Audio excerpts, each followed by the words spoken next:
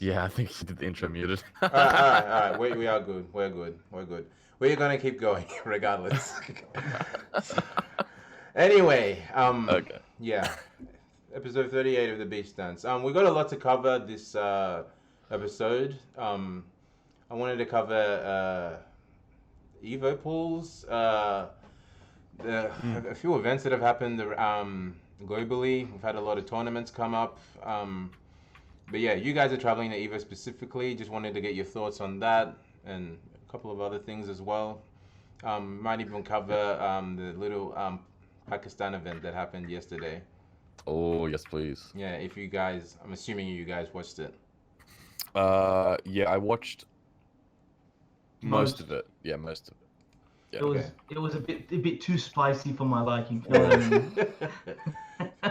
For those that don't know, Chikarin and Kuro, was it both of them? Yeah. Kuro's streaming. Kuro's just streaming. Okay, all right. They both went to Pakistan. I think during the time there, Chikarin had first to five with various Pakistani players. Just trying to bring up the list right now.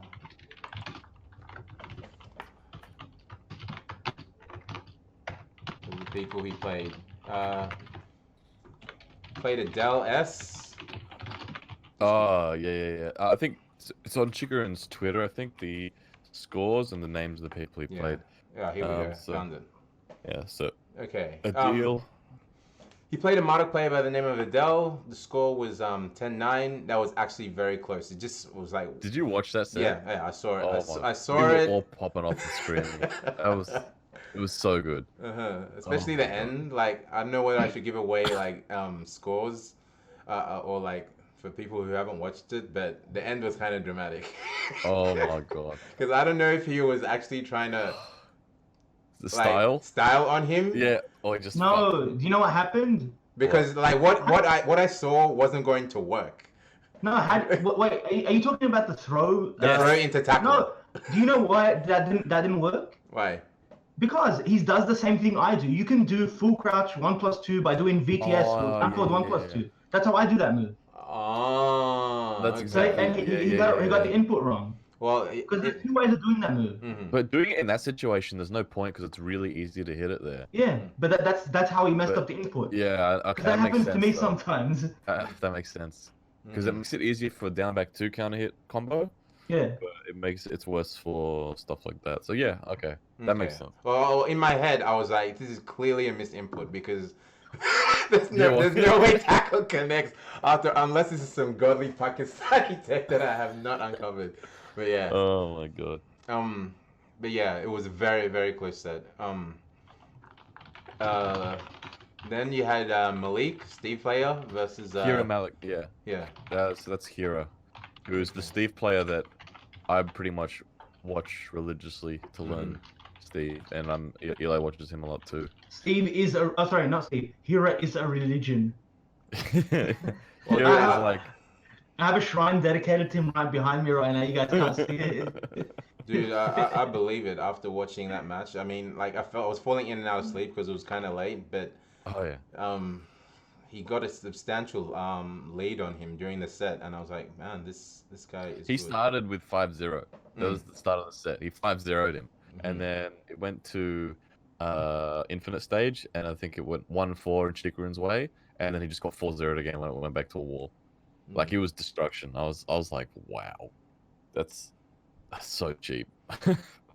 But yeah, Hira is like, I think the one thing that was pretty consistent over all these matches is that Pakistani defense is like insane. They're like brick walls. They're like legit. You can't do anything. You just like sit there. And you're like, what the fuck's going on? Like, my favorite. Sorry, go. I was just gonna say, I think I saw like 2 50-50 attempts by Chikarin, and like never did it again versus anyone. It didn't work. I was like, well, shit. I said this to Reck and Dion and a few others yesterday. Imagine going to Pakistan and playing geese. With your non-Pakistani geese. Imagine that. they all like they've seen every situation like 500 times a day. Like they've seen that every day. Like they can react to his fucking jab or some shit at this point. Yeah, absolutely crazy. But that was a really success. I didn't actually see the Ling player versus Chikarin. I didn't watch that set. Yeah. But After that, I was asleep. did you see it, Eli? That one? Yeah, I was half asleep. It wasn't a great set. It was actually really boring to watch. Okay, yeah, but it was 1-10 Chikarin's way. Mm. And then I remember we watched. This is the last one we saw at BKB because we were all there with Saint watching it. We saw Khan versus Chikarin. He's the top geese player in. He's considered pretty much one of the best, if not the best, geeses in Pakistan. Yeah. And it was 10-9 Chikarin's way, which is like wow. But the thing, I don't know if you guys saw, but I think Khan was up 9-4, and then Chikarin switched to Jin after Geese. So yeah, Khan was up 9-4 in the mirror or something similar to that, and then Chikarin switched to Jin and brought it back. Yeah, it says in the results he picked Jin. So yeah. And then you had like obviously I haven't watched any of the following results, but like score wise he got blown out like in the next match. He got wrecked. I watched the one with the Farzeen. So this guy Farzeen, he's a 16-year-old Akuma player from Pakistan. 16. He's 16. He's 16, and I watched it and I was just like, oh my god. So Chikarin won the first 3 games. And then he got 10 streaks. Oh man. What the fuck? Yeah. You know what? You know when I heard he's 16, this is what I thought of. When Tekken 7 first came out in the arcades, he was 12 years old. Oh my god.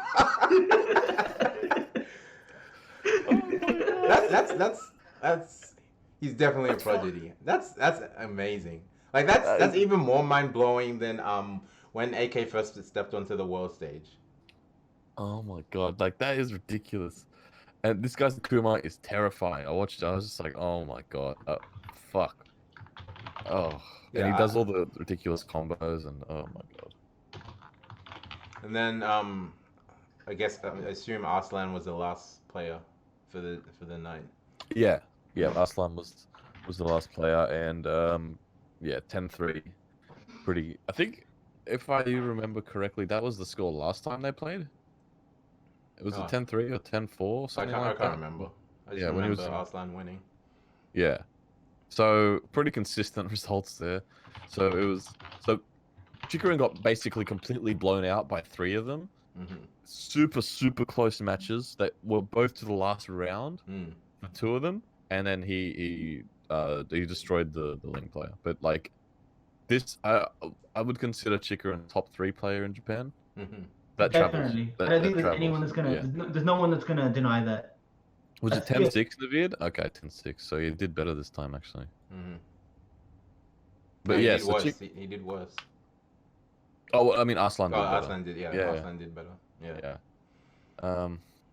But yeah. So fuck, and that's the first day of Chikarin being put into a spit roast and just Pakistani guys lining up to just take his parts of his soul. After the first set where he lost to the Marduk player, you could just see that his soul left his body. The funniest thing was when it kept panning onto him, just like after like he would lose a set or something, and he just had this expressionless smile. I'm like, yeah, I'm fucked up.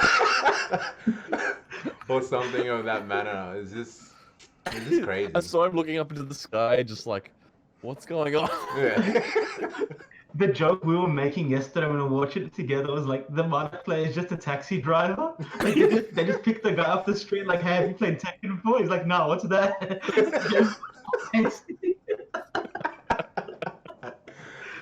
Oh man. Oh man. But to Chikarin's credit, like I reckon like he's definitely gonna come out of this stronger. Oh yeah. He's going. I think actually, he's going to become out of this a better player. But I think it's not gonna help enough. It's not. It's actually gonna be detrimental for Evo, right?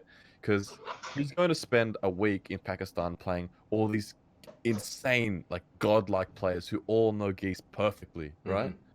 And then he's gonna run into John at Evo and get wrecked again. he's gonna find a player that isn't at that level, and he's gonna overthink it, and then it's gonna kill him. I think that's gonna happen. See, By the way, I yeah, just want to say, did you guys see what not Arslan, Chikarin said when he did like a small interview after he lost his second set, and he said something in Japanese and someone translated it. Did you guys read that? No. I So it was remember. really I remember something on that, man. I can't remember his exact words. So essentially, what he said, it was really interesting. He said, like, he's never played those guys that like the Mana player and the hero. He's never played them. And essentially, what he said was, they're a lot better than I expected. I'll try my best, and hopefully, I can get some wins. That's what he said. So it's a good attitude. Yeah. That's a good attitude. But the fact is, like he's obviously heard of Hero from Arslan, maybe, like from someone. Because they're training partners. Yeah, I don't know if you guys saw this. Lowhigh went into Spaghetti Rip's chat and he said, when is Hero playing? People know about Hero these days because so many people think Hero is the best player in Pakistan. And after watching him play versus Chikarin, Jesus Christ. He's so good. like we said before, Reck and I watch him all the time. Like I've never seen anyone who has anti-Akuma and Geese defense as good as he does. Like I don't even think you could touch him if you play those two characters. I saw one guy. Another Pakistani guy, but we'll see. We'll get to that later. The point is, like, his defense versus 2D characters is just unbelievable. It's like he knows something that no one else does. And then we saw it in action, like versus Chikarin. The first 5 games were just absolute blowouts. It's like you can't open him up. You can't do anything. Did you see the first game? The first game, Chikarin got low parried like 12 times. Like, I'm not even kidding. He would block something, and the jig jab came out, and he'd get low parried every time. And then from then on, it was just like it was in his head. He couldn't do anything. It was like if Abby was playing against him. It was got all the low parries, every single one. I was like, what the fuck's going on? Oh man, but that was an impressive set. I think there's going to be more Steve players today, so I'm really keen to see that. I really want to see more Pakistani Steves because they have different styles and they're like so fucking good. I'm so impressed with the way that they play that character. I think this is great for a number of reasons. One, it shines light on the Pakistani scene. Like, obviously, by now, if you don't know Pakistan's godlike, then like, what are you doing? But it just gives them more opportunities, and it just shines a light on other players aside from Arslan. Because you see every once in a while, like Spaghetti Rip will make a post or a tweet, and he's like, "Damn, Arslan got like 9th." Like in this tournament, and it, like, you know, to that casual person who's just getting acquainted with Pakistani Tekken, like Arslan is like the god. Meanwhile, he's not even winning the majority of these tournaments, even placing like top 8. He's not making top 8s. Yes, he's not making top 8s. I think it's the last 2 or 3 tournaments he's made 9th. The guy who won Evo Japan 3, he's coming 9th at his locals. Yeah. Can you imagine if I went to Evo and I won, I came back to YSB and I didn't make top 8?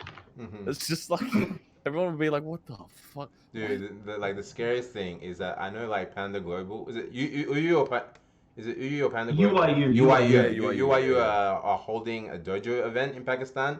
How stacked is that dojo? No sponsored players will be in top 8. There'll be no sponsored players. It'll be all just names you've never heard before.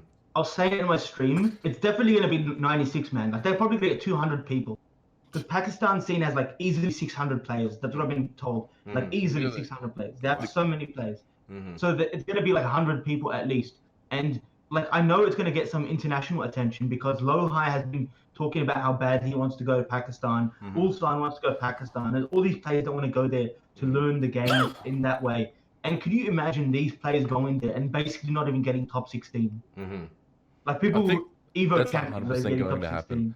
I think that's going to happen 100%. I think like you're gonna get like it's gonna be like all the sponsored players like UYU and a few Americans have expressed interest in going as well. Like, I think SpeedKicks was in Spaghetti Rips restream and like you know express He's some keen to interest. go. Yeah, Yeah. just depending on the circumstances. Dude, I want to go, but I can't. Yeah. I can't afford that. I'm already Yeah, traveling yeah, too it's much actually this year. it's so expensive to go to Pakistan from Yeah. Australia. We've looked. We've looked. It's very expensive. Really? Yeah, Yeah. it's like And more it's a than the long, US. long flight. Mm. The flight itself is like ridiculous. Why is it so popular in Pakistan? I think it's because, That's a good question, actually. well, I mean, they've got a big arcade scene, right? Is Naveed still in the chat? I'm not Can too Naveed, sure. It's just if that. Naveed's in the chat, can you let us know I why? think it's because most people can't afford gaming consoles, and arcades are relatively cheap.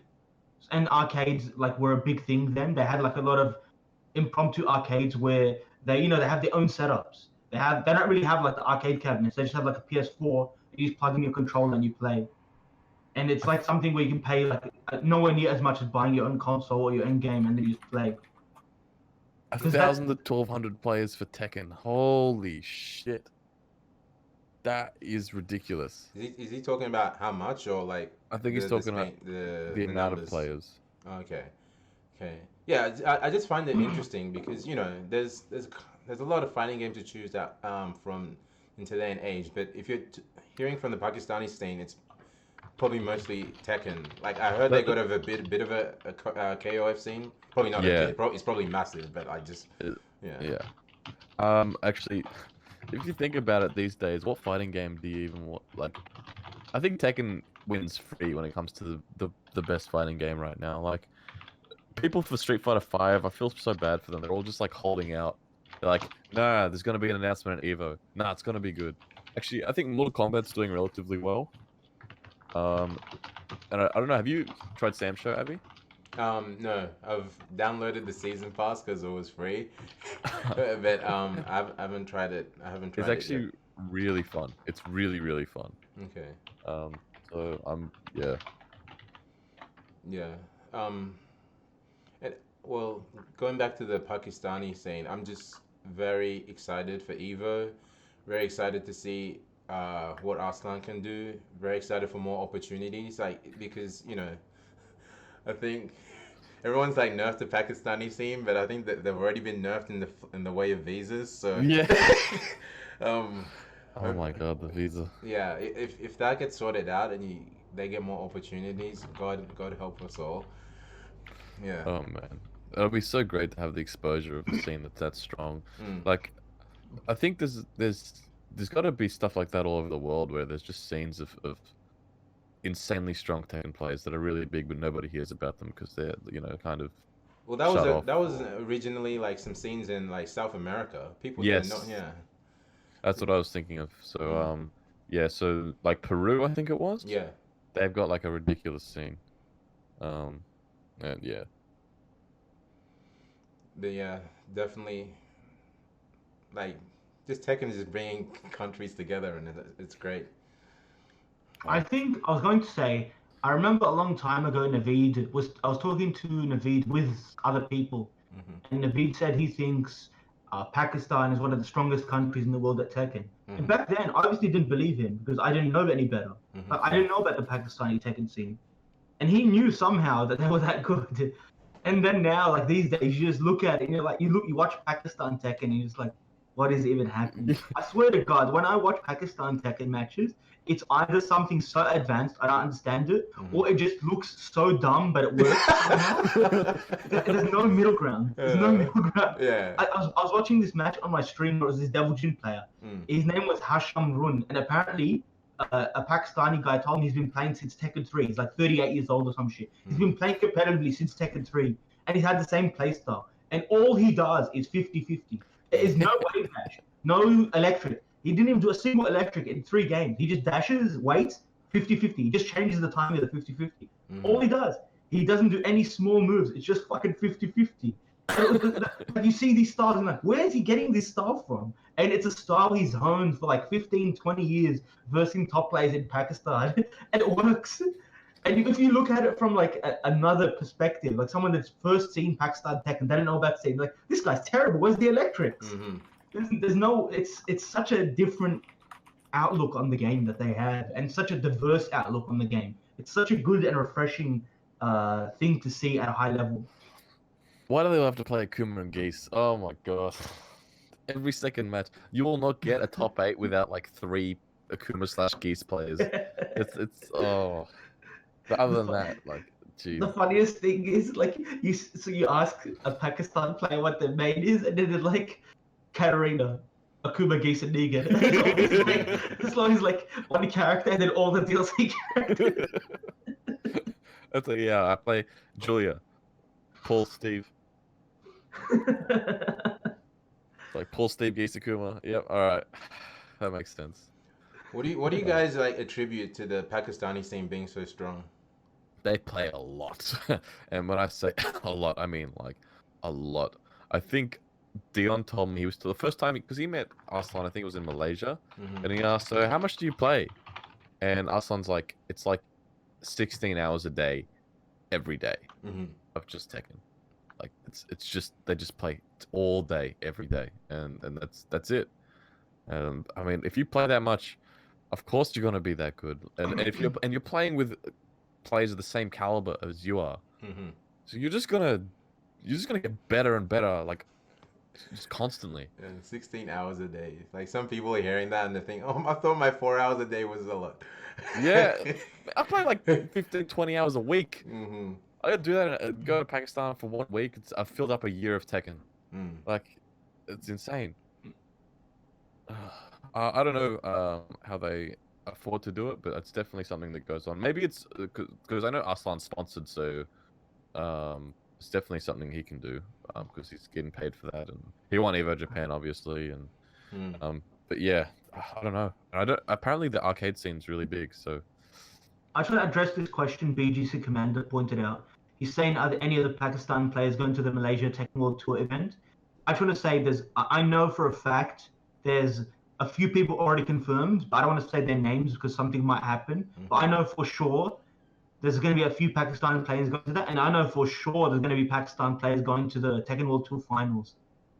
I've heard this from the horse's mouth, let's just say. Okay. Well, that makes sense because Malaysia wouldn't be one of those countries they have visa issues with. No. Yeah, it would be less. Yeah, well, not as prevalent as going to the Western countries. Yeah. I'm surprised that Arslan got to US Evo. I was thinking about this. I feel so bad for him going through TSA, like, and going through airport security in the US. I'm gonna be like, oh man, good luck, man. Like, I'm worried myself with an Australian passport, and then I'm gonna be like, oh, this guy's gonna rough. When Reck and I go together to the airport, we just have beers and sticks in our bags that are Kwanba obsidians. Oh, sorry, Kwanba ages, and they're just looking at us like, oh shit, we done goof. Do we want to do the 8-hour interview now? Dude, I'm telling you, like, people might not be fond of it. That's why the tech is to leave your bags in your check-in. No. Yeah, last time I did that, Adrian, what happened? Oh yeah. I'm not doing that shit ever again. As someone who like religiously cares about how my arcade lever feels, there's absolutely no way I'm trusting anyone. Dude, I even trust Dion to hold my stick, let alone put it in fucking check-in. Oh my god. So I used to be a check-in person, but never again. Yeah. Not after I fucking freaked out. Well, that's just a Tiger thing. Oh god. Yeah. But yeah, so as far as Pakistan goes, I think they got one more night of the exhibitions with Chikarin. I think that's tonight. Is it tonight the last night? No, there's 2 more nights, I'm pretty sure. No, the other one is the tournament. Oh, there's a tournament? Yeah, okay, so so it's tonight and tomorrow. And tomorrow is I think Abid, which is I think that's Navid's brother, will be playing Chikarin on stream. Oh, really? And he's a Devil Jin player, and he is godlike. He's so good. I watched him play Arslan in a long set, and I saw him like 6-streak him constantly. It was destruction. I was like, man, this guy's so good. He is so strong. Nice. So definitely check out Chikarin. I mean, Kuroko stream. Not sure if Spag will be restreaming, but definitely keep an eye out on that. But yeah, let's move on from that. Unless you want to bring up anything else Pakistani related. Want to touch on Evo since you guys are both going. I'm good on the Pakistan topic. You can go on to Eva. Yeah. First off, I brought it up slightly during the last podcast, but those Tekken numbers were they surprising to you? No, At Evo, Yeah. I was actually thinking we could hit 2K. me too. I was thinking it. I was thinking we could do it. We're close. We got really close. Capcom came in the last few minutes where they bought out some people. They got to stay ahead of Tekken, man. The real number was like 1,200. It's ridiculous that between the past year for Evo entries, you've seen an increase of over 300 competitors. That's insane for any fighting game. Yeah, That's- you made the that- post, right, Abby, where it's just been consistent growth for a game that's now 4 years old. Yeah, first year this is pre-console release, was 450. This is just approximate values. Second year was 550, and first release, console release, was 1,278. Second year, 1,538, and this year 1,885. Wow, that's so impressive. Yeah, there's Like- been more growth between 2018 and 2019 than the previous year, which is crazy. It's actually ridiculous. That's so impressive. I don't think any other game can say that, right? There's no other game that can Yeah, be like Definitely no other we're game just can constantly growing.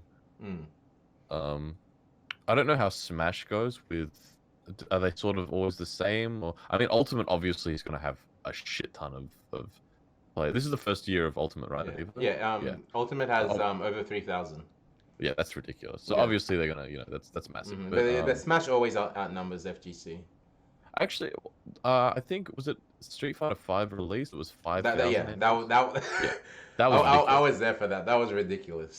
But it has seen massive drops every year.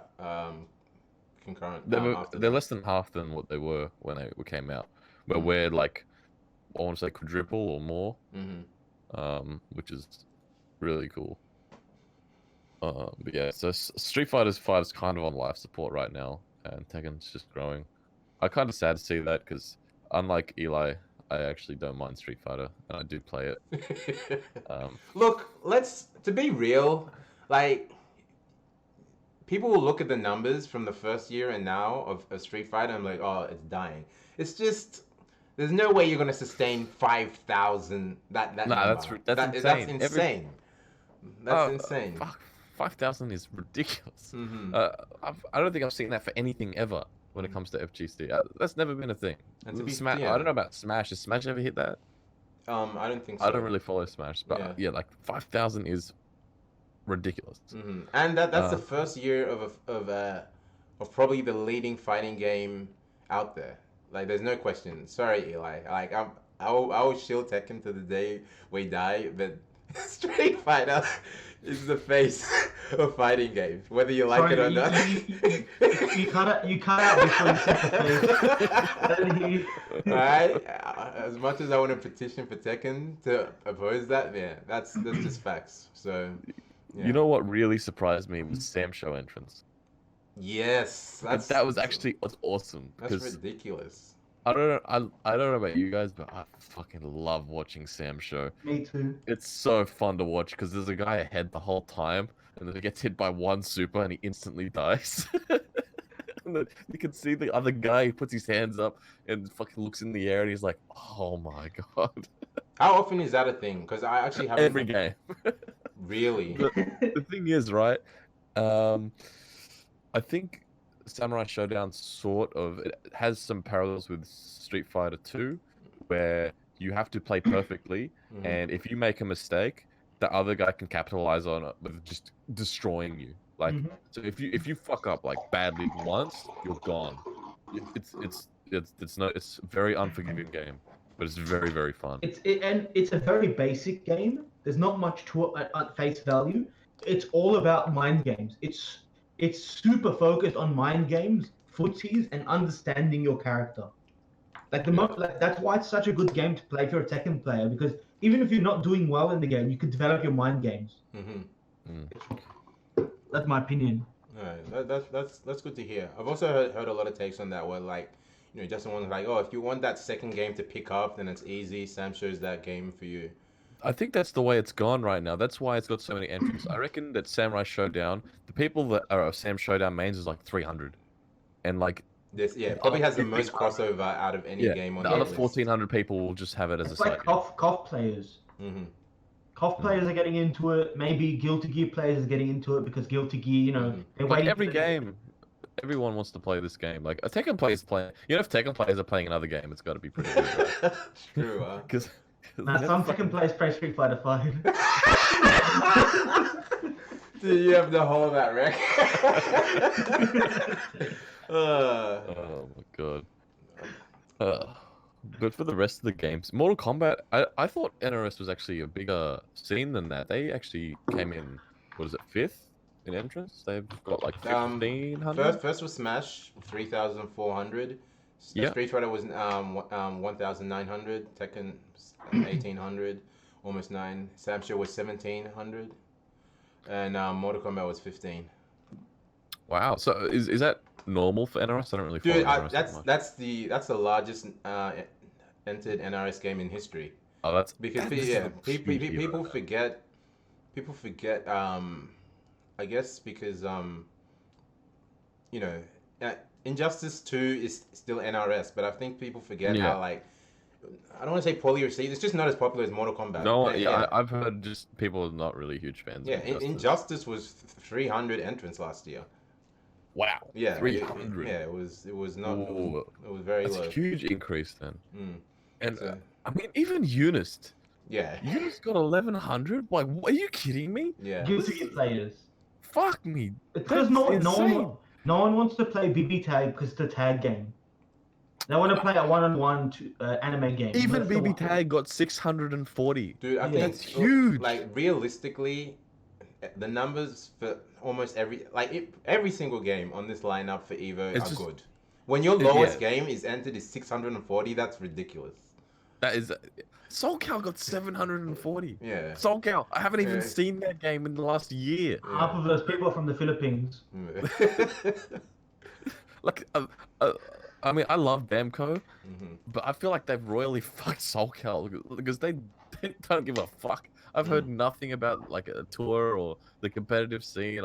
It must be hard to be a fucking Soul Cal player. I'll tell you that. Yeah. But Even that with, game was really fun. even with all the issues Dragon Ball has had, like promotion wise with the tour, like that 1 week announcement before having it on the world tour. Oh, like, that was yeah. ridiculous. Yeah. Like it's still managed. Like people will see it as not a good thing, but it still managed to pull over 1,000, which I think is good in my opinion. Given all Very the negative good. press, given how crap the online is right now, it's just And honestly, the way they've been doing the DLC is just like it's so slow. They're not really looking forward to it. They've announced everything, and you got to wait forever for them to come out. Like I remember the Broly announcement, right, of the new Broly. I was like, I definitely want to try that. That was like 6 months ago. Yeah, I know. Like I heard nothing. we got GT Goku before those two, and like he was It's just I'm like, because I saw both those characters. What was it? It was Broly and Gogeta. yeah. And I was like, I want to try both those characters. I'll probably get back into the game and test the team out because I don't really have a team right now. And I was like, yeah, that'll be awesome. And then I asked Sendo or Tanu, who's one of our Dragon Ball players, like, hey man, when's that DLC coming out? He's like, it's gonna be like the end of the year. I was like, what? Why would you announce it at the beginning of the year and then everyone's gonna forget about it? Meanwhile, Kid Goku has come in and fucked up the meta for everyone. Oh my! I think it was Baxter who was like, this character is completely fucked. Yeah, that's everyone's. Opinion. It's funny because you know who DD Dailo? Yeah. He's a Kanga's Dragon Ball player, and before GT Goku came out, he's like, man, I want to play GT Goku just because I'll have a couple of rats on my team, because he's got all the small characters and they're all little rats who are just annoying as fuck. And it turns out that GT Goku was ridiculous. So like, and was it like a week before BAM that he came out? Yeah. So he played him for a week. He took in a BAM, and I think he came fourth. It's like, oh my god. But yeah, so they haven't handled it great. Yeah. But like, despite all that, they're doing so well in the numbers, and this Evo is going to be so good. What do you guys think of the order for final games? Let me double check what it Yeah. was. So Friday you'll have the only fight the games final on that day will be Soul Calibur.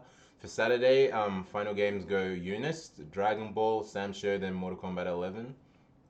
Oh, Mortal Kombat's a Saturday game. Yeah. Yeah. Which Why? What?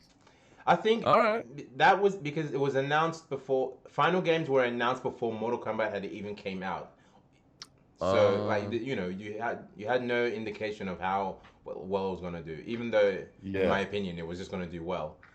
And then for Sunday, final games go BB Tag, Street Fighter 5, Tekken 7, then Smash. I don't mind it.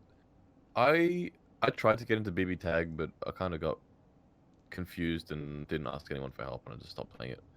Mm-hmm. But I can sort of watch it and kind of understand what's going on, so I don't mind. I think personally, I would have preferred Sam Show and BB Tag swapped.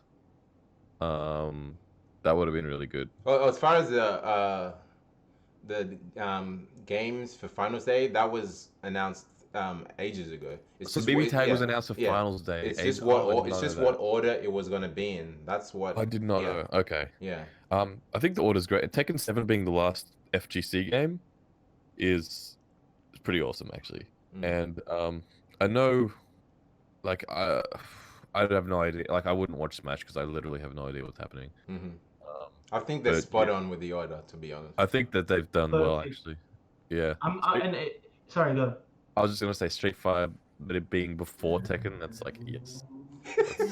They give us that satisfaction that Tekken is after Street Fighter, but the fact that Tekken is before Smash, so we can leave the venue early and hang out with friends and have dinner, absolutely fucking perfect. And the people at home can go to sleep earlier. Yeah.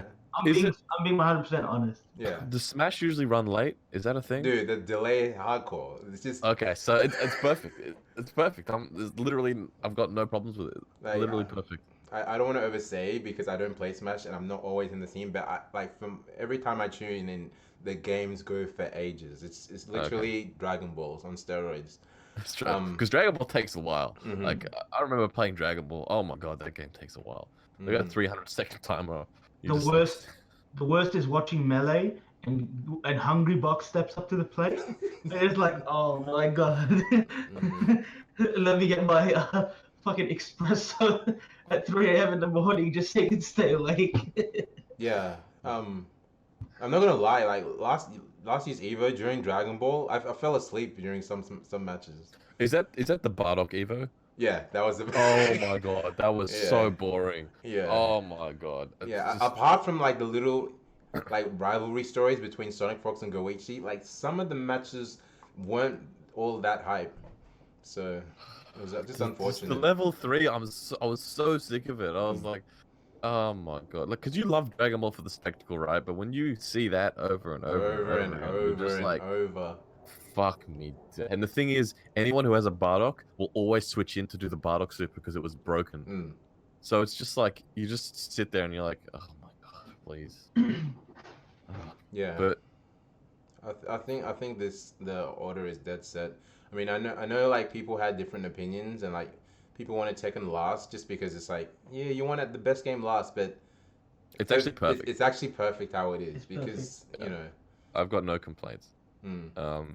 Yeah, Smash being last. I don't know how does Smash people feel about it being last? Are they happy about that, or are they just kind of like? I think they're overjoyed, but really? like I'm thinking of from the point of view, guys. Like, what if you're a player, and you've had your game, and you want to go and do stuff afterwards? Second last is the perfect spot, especially because it's the last FGC game, so it gets like props in that regard. Like, especially if you're not on the time zone of America, like you're international and you're watching, you are staying up late. So I'm just like, I am not about to, even though I probably would, it's probably better for me that Tekken is second last. Oh yeah, no, sorry, but what I meant was, do you think Smash is happy that they have very last game? Yeah, like, I think they're fine. I think they're fine. You know, okay. It's like a victory in itself of it being like the last game to close out Evo. So I don't think that's Yeah. happened before. Correct me if I'm wrong, but yeah, I don't think that's happened before. Is it always been Street Fighter? Yeah, Probably. it's always been yeah. Street Fighter Would've for gone. as much as I can remember. Yeah. I think the order's perfect. I'm very happy with it. I can't wait for Tekken to hit 250,000 views. It was so close last year. Yeah. The highest, it got 238,000 at its peak. Ooh. Arrow, And yeah, that was over when 300. Margin was doing his run. When he had that run in top Oh, the 8, margin run. Jesus Yeah. Christ! You know how hyped the chat was? Mm. Like the crowd, everything was so like, it worked so well together. Everything worked so well together, and just kept bringing people in. Like no one could get away from their screen at that point. Dude, That was. you want to talk about how hyped the chat was? You know how hyped the fucking venue was? Jesus Oh my, Christ. yeah, you would have been there. Oh my god. Oh my lord. Oh It's my like the God. Melbourne Zoo times 5,000. 5,000. Easily.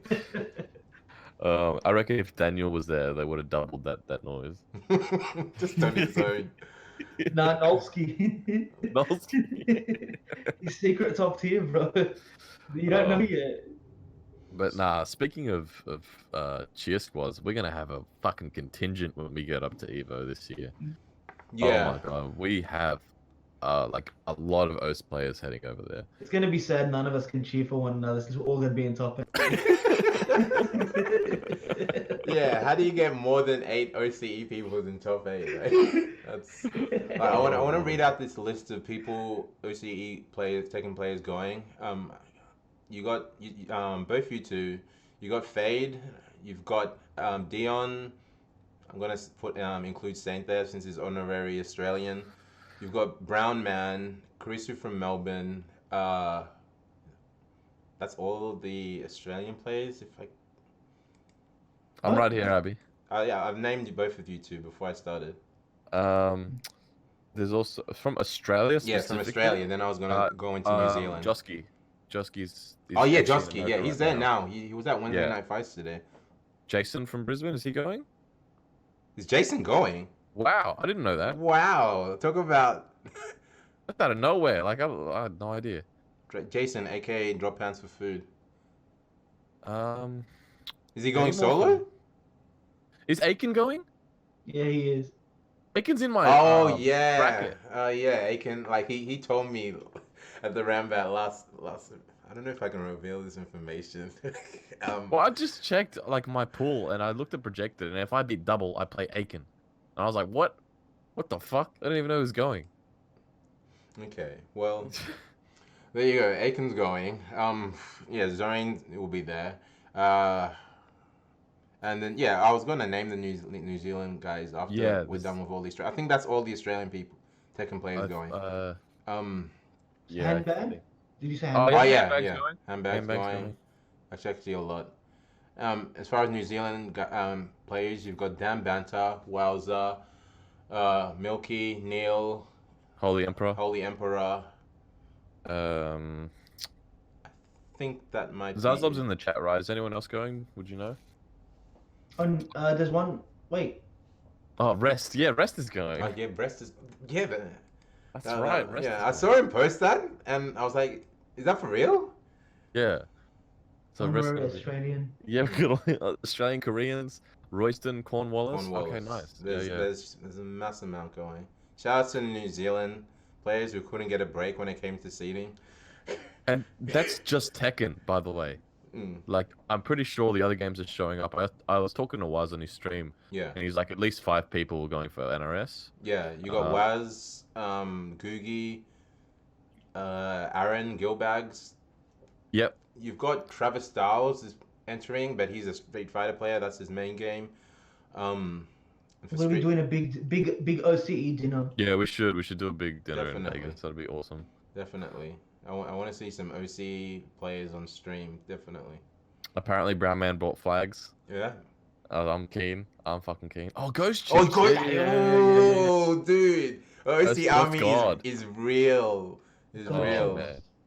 Fuck, this is gonna be good. I want to see like top 8 in every game. Let's do it. We can do it. Oh, dude, Might how be. did I miss Baxter? Yeah, he's going as well. Oh, back. Yeah. Oh, I didn't actually know because I remember on the podcast it was like a maybe. No, Oh, no, that was Falco who wasn't That going. was Falco, yeah. That was Falco. but Max is going. Okay, yeah. Mhm. All right, that's fuck. We have like we've got like an army coming over. It's like when we went to Evo Japan and we had 41 people. Yeah, Yeah, like the people going through the brackets, like the guys running the tournament. Another Australian, Nani. It's just like fucking army of Australians coming. we had so to- many. I remember we tried to organize a dinner, and then there was just way too many people. Too many It was, people. It was just like, all right, oh, we gotta like split this off. Yeah, Oh, definitely too many people. But Oh, I remember that was the time you had. Was it an eye infection? yeah, Oh, I yeah, dude. legitimately the day before I was supposed to leave, I went to the doctor because the previous day I was like having issues with my eye. So I'm like, this is concerning. Let me go to the doctor before I travel because you know I don't know what the hell is gonna happen. Yeah. And I had like impaired vision out in one eye, and like it just sprang out of nowhere. I'm like, Jesus Christ. so long story short, the doctor was like, yeah, I'm gonna book you in for surgery next week. And I'm like, next week? I'm flying to Japan in 2 days. I'm like, yeah, I highly suggest you cancel that trip. Oh my god. And dude, I just Oh. my heart sunk. My heart sunk, and I was like, you know what? Like, I know some people who like, fuck my eye. Let me go to Japan. But I was like, you know what? Japan will always be there. Let my health come first.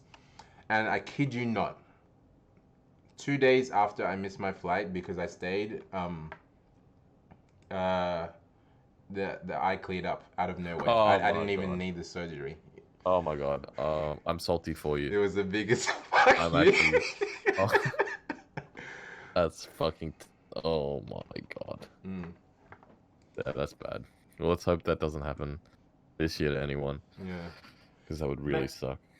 If for anyone that's going to Evo, I highly recommend bring surgical masks or face masks. 100%. You're gonna get sick. You're gonna get sick. Yeah, yeah. I've I been bought. sick. Sorry, go. I was just saying, I just bought like a new mask just for this, because it always happens. I've been sick every major for the past 4 majors I've been to. I've been sick every time I come. That's hilarious because every single major I've been to, bar none, I've never been sick. Yeah, What? never been sick. Okay. What? I don't know. Yeah, not one. Not one. That's ridiculous. I get sick almost every fucking local, so I'm just like, all right, I'll start wearing masks. I never get sick. I'm almost never sick. It's only after majors. It's like it's like the whole atmosphere. Just so many people cramped in an area. Yeah. You know, If breathing one the person same has air. something, you're gonna get it. So Yeah. mask is a good idea. I'm bringing a mask. You know, it's times when I'm going to America and I'm just like looking at my stick. I'm like, I wish I was a pad player. Like seriously, it's just like it's so much effort, and then you got to explain to them at airport security, and you're just like, no, it's for video games. It's not a bomb. I swear. Mhm. Like, Dude, I think like that happens internationally. I think it's eased up over the years when you're traveling interstate because we've had so many locals. yeah, they know you by name now. Yeah, exactly. I've seen that. Okay, yeah. Oh man. But do you guys want to talk about a little bit about brackets and pools and predictions? Obviously, I don't want to go through every single pool because there's there's like like 128 of them. That's Maybe insane. focus on the ones that all the OCE guys are in. Some other Sure. ones. So we can start with Saint. Okay, guess, yeah, I've 'cause got I can some. just- I've got some lined up now. So Saint is Oh, Saint's drop pants. Oh yeah, he is there. Saint best drop Yeah, pants. shout out Oh to my- Jason, man.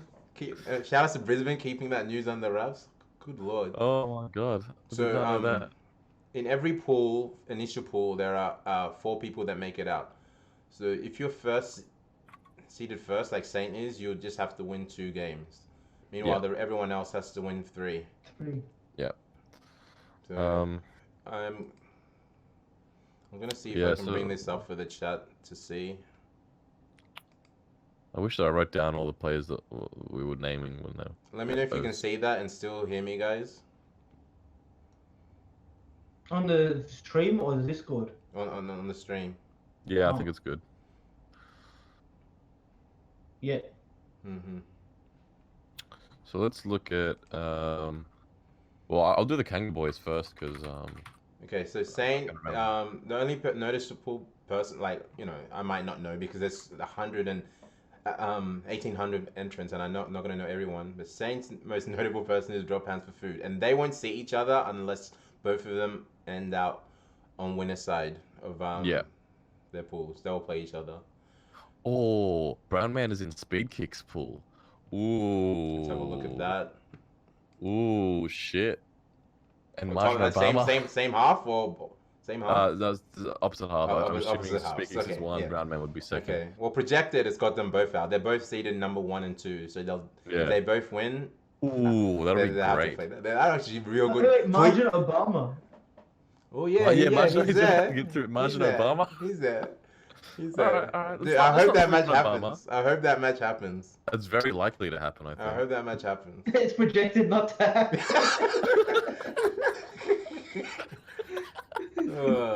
I'm gonna bring up Yusuf's one.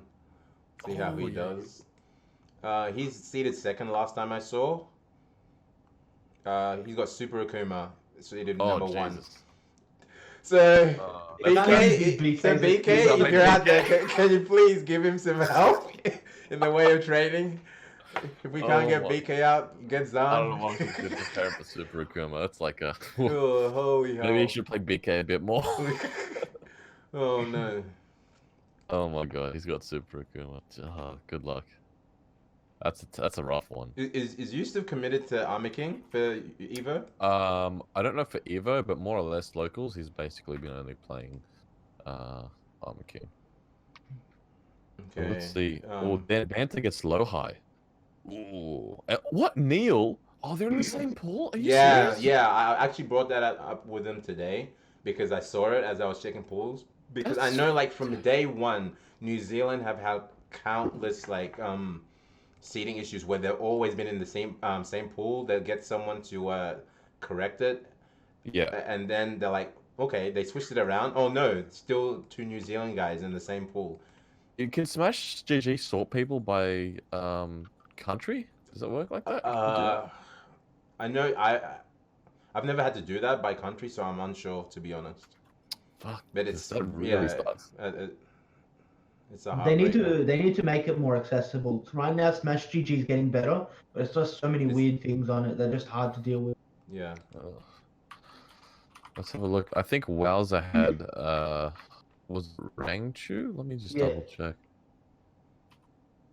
Yeah, so like the shit thing is Rangchu. with just to go back to Neil and Dan Banter, like they aren't even like separated by top and lower halves of the bracket. Yeah, they have to meet They early, have to which meet is early, like awful. before, That's which awful. is awful. I can't believe that. It has Neil projected beating Dan Banter as well, which is weird. Well, the whole seeding thing for Evo is kind of weird, to be honest. Yeah, I don't really know how it's done. But, I mean, obviously they can't know every player from every country. I think they go off a lot of previous results from like results in Smash GG, but if that's the case, Dan Banter should yeah be seated over Neil, which is I'm confused. Yeah, I don't know. All I know is that I'd never want the job of seeding that many Tekken Yeah, players. that would be an awful job. I'm is looking Dion at the number 1 seed in his? Yeah, I'm looking at Dion right now. He's he's number 1 seed. Okay, so that's good. Dion's in top 100. Yeah, you know, I think the highest 2 seeded Aussies are Dion and Aiken, for some reason. So they've got those 2 as the highest seeds, where everyone else is kind of in the 250 mark. They're in the I'm at 240. Yeah, so I think Dion has a little bit of history to him, so that's not. Dion makes sense. I don't know how many international tournaments Aiken's been at, or maybe he actually has. He actually has. Yeah, so that's probably why. And yeah, he was at Evo last year and placed pretty high amongst the general public. So Dion doesn't actually run into anyone I recognize until round 3, where pretty much every other OS player. Some guy called Twitch Angles. Just before round 3, that name sounds quite familiar. But oh yeah, he's a Lucky Chloe player. He beat Rip in that one tournament by spamming. Oh yes, I saw that. I Yeah, know the that down guy. match 4-4. I know that guy. He either played Dread Tech or Rainbow Warrior last year. Yeah, I know that guy. I was fuming because I was like, man, I wish I had this guy because my pool was a little bit more stacked. Yeah, um, honestly, it's everyone in OS basically has a killer in their pool besides Dion. It looks like, and maybe who's Aiken have? Let's have a look. I type in Aiken and Qdance comes up. What? Yeah, Because Qdance got. that's Is it? that's the Okay. secret. That's the Apparently, secret, is it? apparently. Qdance is sponsored by Yeah. Aiken. Apparently. How the fuck is that happen? Apparently. I reckon Kudan's gonna bring out his secret Kazuya at Evo. He's gonna like divulge in shit. Kazuya is god tier. He's gonna There's- Galaxy Brain 50/50. Those were the terms and conditions of the sponsorship. But Yeah, Aiken doesn't have anyone I really recognize. Let No, me see. so if Aiken gets through to round 2, so what happens is I have double in my pool. If I beat double and he beats the guy, Ooh, he's yeah, playing you against, run into we each play other. each other. Mm-hmm. And if I lose to double and he loses to that person, then we play each other as Anyway. losers bracket, which is really shitty. We got 2 Australians there, but that's an if. Like that's if those things happen. If the Mhm. stars align. But like if I lose to double and he wins his match, I think we won't meet up for a while if that's Yeah. the case. Going Which back is to fine. Dion, I don't know if you guys mentioned it while he's projected to take on Take if they both keep up winning. Dion could definitely win that. Ooh, yeah. Yeah, that would be a great match. Oh man. Especially if he plays Marduk. Did we cover the damn Oh yeah, we did. He was in Neil. Yeah, we just did. Did we do Wowza? We did. Yeah, we did. Wowza's Rangchu. He's got Rangchu. Did you do mine? Oh yeah, No. yeah. Let's have a look. Oh yeah. You've got You haven't Jimmy, looked right? yet? He has. I have, think. but I only know 2 players in the pool. Let's see if it's been updated. You have Jimmy J Tran. Ooh. Ooh, that'll be a spicy one. I'm That'll not be- confident in that, obviously. I am. I'm I reckon you can beat that. gonna try my best, but I'm never confident in any match. I reckon you can beat him with We'll random see. select. So The only other player in the pool I know is the Token Truth, who's a Bears I- player. Bears Those player. We both watch Anakin stream. Oh, okay. Okay. Alright. So is he American or do you know? Yeah, he's American. Okay. Okay. No, I haven't heard of anyone else in your Well, pool. I'm so, but confident at the very least Alchemist gets a Jimmy J Tran.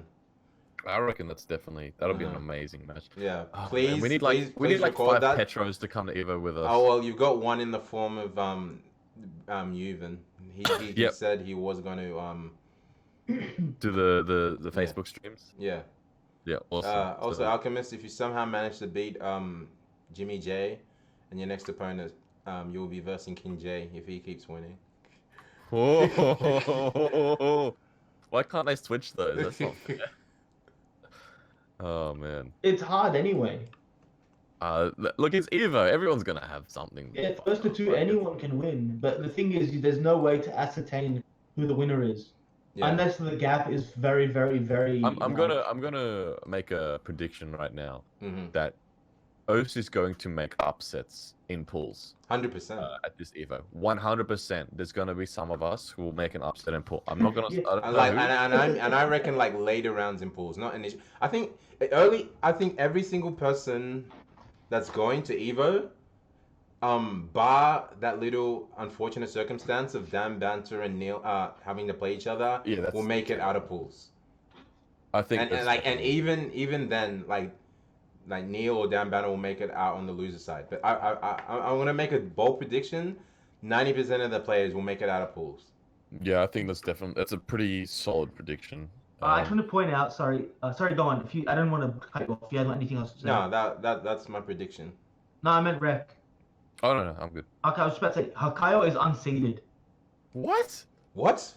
Yeah, Hakayo Why? is unseeded. Apparently, Okay. I remember reading this. How do I? Alright, let's see here. Yeah, I see him. Let's see his pool. Hakayo. What? He's second to King J in his pool? What? Oh. Oh, let's check this steed. 209th. Wait, He's what seed- is he projected to? Yeah, no, he's projected to come out. He's on the he's second. Is he just- projected yeah. to lose to King J? No, let me check this. Well, only because King J is I need to first. check this. Only just King J is first. Yeah, he's projected to lose.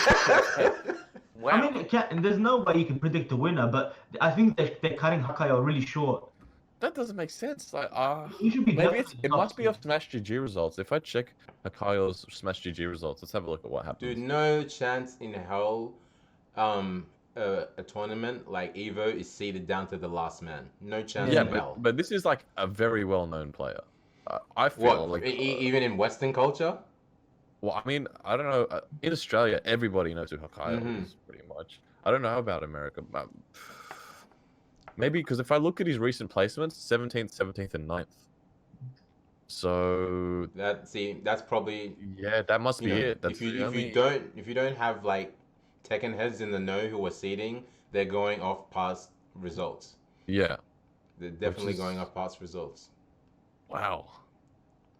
Poor Hakayo, man. Fuck, that sucks. Graveshift 69. He's the best king in Japan. You haven't heard of him? Yeah, he's the best. He's considered the best king player in Japan. He used to go by the name Destruction King because Hakayo means destruction, and he plays king. Wow. So he's yeah, wow, that's ridiculous. I guess I mean yeah, it makes sense though. It makes sense if they haven't heard of him.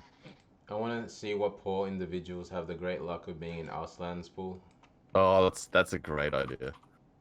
You guys noticed that Arslan's profile picture on Smash GG is Ash from King of the Fighters, which is his main character in King of the Fighters. Oh really? Oh, it is too. Yeah, that's why his name's Arslan Ash. Yo, He's a golf player. Is this Royston from New Zealand? Oh my god, is it? It is, isn't it? I think he's seeded second. Oh man, Arslan gets Royston. Well, I mean, Royston gets Arslan, but still. Yeah, Ow. it is. It is. Oh, that's rough. You get the number 2 seed in your pool. Where's knee? Let's see if any poor person has a knee. if Arslan and Neo were in the same pool, you'd say poor knee. That's actually interesting. Can you guys? Holy Emperor. What? Can you guys find out? Like how high knee and Arslan are seated respectively? I want to see where they made. I already know. Low is number 1 overall. Knee is number 2, and Arslan's number 3. Okay. What? No, Arslan's 2. Oh, sorry, the other way around. Yeah. My mistake. Because if you go to standings, it tells you like the seeds. Okay. So yeah, it goes low, high, Arslan, Knee, Rangchu, JDCR, Chikarin, Naroma, Qdance. That's top 8. Which is fair, I think. Yeah, I'd say that's fair. That's fair. We've got TWT champ. We've got Knee, who's been destroying people. We've got Arslan, who's literally not lost a tournament. And we've got Low High, who was the last Evo winner. So winning Evo, obviously. I think that counts for a lot. Yeah. Otherwise, I would not be seeding him that high. I'm actually sort of surprised Arslan is second seed, because he won Evo Japan. Oh, he won Evo Japan. That makes sense. Yeah. You got the 2 Evo winners from last year. Yeah. Evo winners top 2, which makes a lot of sense. I request of Graveshifts in the chat. I'm gonna just check his yeah, sure. His pool. I was like, I would have liked to see that too. Let's see who's gonna lose to Graveshifts. Grave, do you go by Graveshift or a different tag? Let's see here. DJ Marky.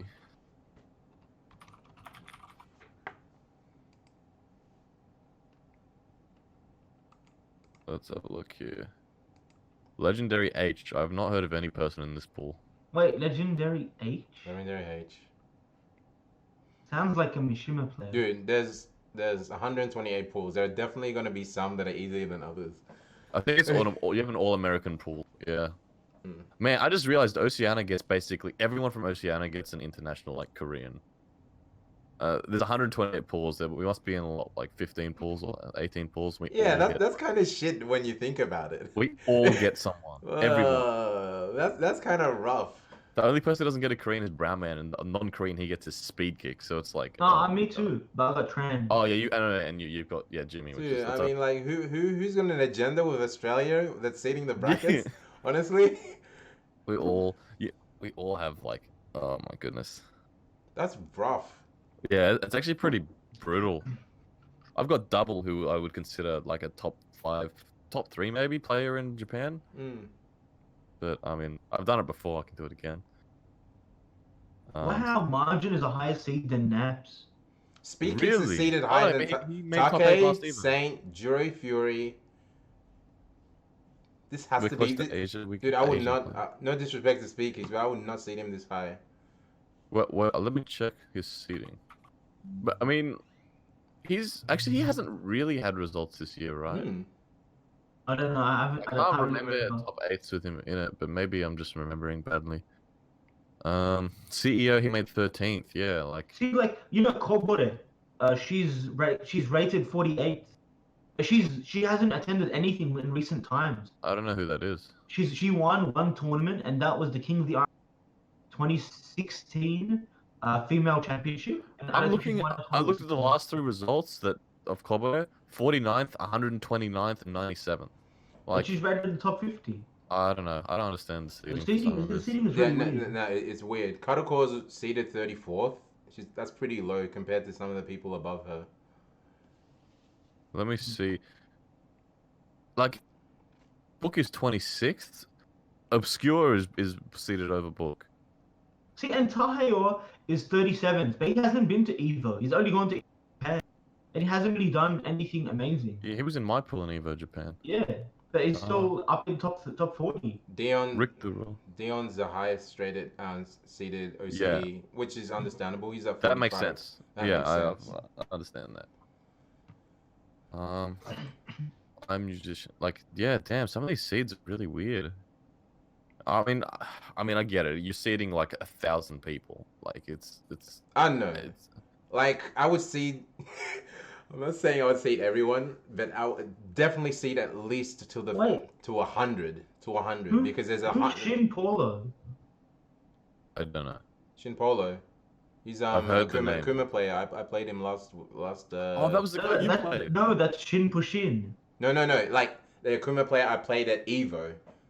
They're both Akuma players. They're both Akuma players. Oh my god. Yeah. Fucking Akuma players, man. Yeah, he's from Vegas, so yeah. Yo, Just Frame James seated quite high. Well, in relative to everyone else, but hasn't really attended anything notable. I'm going to. So Kwai Face Smiles is seated 92nd, right? I don't think I've ever seen her in anything besides what was it? E-League? Was it E-League? Yeah. Yeah. Besides that, I don't think I've ever seen her in a Dude, we legit need to put out a petition for like for some OCE love, honestly, before next. I think they just don't give a fuck about that tournament. Like, they don't care. They're like, I've won like the last 2 YSBs and BRB, but like it doesn't matter. I don't think that means anything. They just kind of took all the OS players and just gave them like a number between 230, 260. The fact that the New Zealand players had so many issues with continuously being matched up with each other shows how much important. You know, I sent in a bracket change request because I was initially with Saint, and I was like, I sent them a message. I was like, Saint is Australian sponsored, and he's literally he's training with us for a week. Like, this doesn't make sense. They got that changed. I don't know. It's a double-edged sword, right? Because it's we get all these ridiculously hard players, but also it's a chance for us to prove that we can actually compete at that level, because we can. Yeah. Like like eventually, if you want to do well, you're gonna have to get through these players anyway. It would be further down the line. The only problem that I have with it is when it happens, it's likely, like, it's gonna be hard to maybe see it on stream. It might not be on stream. Yeah. And that's the only rough thing, because yeah. That's why back there saying he went to Evo Japan twice and got Australians in his pool, both times. I think was it this year that he got handbag his first match at Evo Japan. Like, dude, I think nothing will ever beat Jason getting matched with G. First go. Fire the guy who did the bracket. Oh, they just don't care. Legitimately, yeah. Let's travel across the world, and my first match is against my fiance. Or wife. I can't remember if they were married at that time, but Jesus Christ. I mean, you can't do much about it, I guess. But yeah, look, We'll do some damage regardless. Fuck the seeding, fuck the pools. I don't care. We're gonna do damage. We have so many good players. This year coming out, like so many. I think any one of us in our pools can beat the international that's in our pool pretty much. Like pretty much every person I can think of that's going. It's like, yeah, if I think about Wowza versus Rangshu, I'm like, yeah, he can do that. Eli versus Jimmy, yeah, he can do that. Like there's no doubt in my mind that it's possible. So we're just gonna have to make it work, I guess. I definitely want to see Brown Man speed kicks happen. I was actually gonna be a really good match. I really want to see that. I think that'd be a great match. Oh man. Yeah, it's insane. Like the caliber of tournament this is, where like you could be the best player in the world, but you have to be playing best on that day. Like one slip up, and then like imagine losing your first match and then trying to get to grand finals with all those matches you have to play from loser side. Good lord. Oh man. Yeah. I mean, it's obviously not going to be easy for anyone, but yeah. Well, let's. I reckon. I want to have multiple upsets all from the O's. Like that's my dream, right? That the people watching the brackets and then they see the projecteds all fucked up and like, what's going on? And they see all these O's guys are playing each other instead of like two Koreans that were supposed to meet out, and that'd be great. I mean, it can happen, obviously. Oh yeah. I'm hoping it too. I can't believe that Aiken is like, if I beat double, which is hard enough, I get Aiken. It's like, really? I get an Australian player? Like, oh my god. Oh, whatever. So if double wins and Aiken wins, they have to verse. Yes. So if I can't beat double and Aiken wins, then he has to try and beat double for me. So it's like tag teams. Like, all right, you're at Aiken. Time for you to hell sweep him.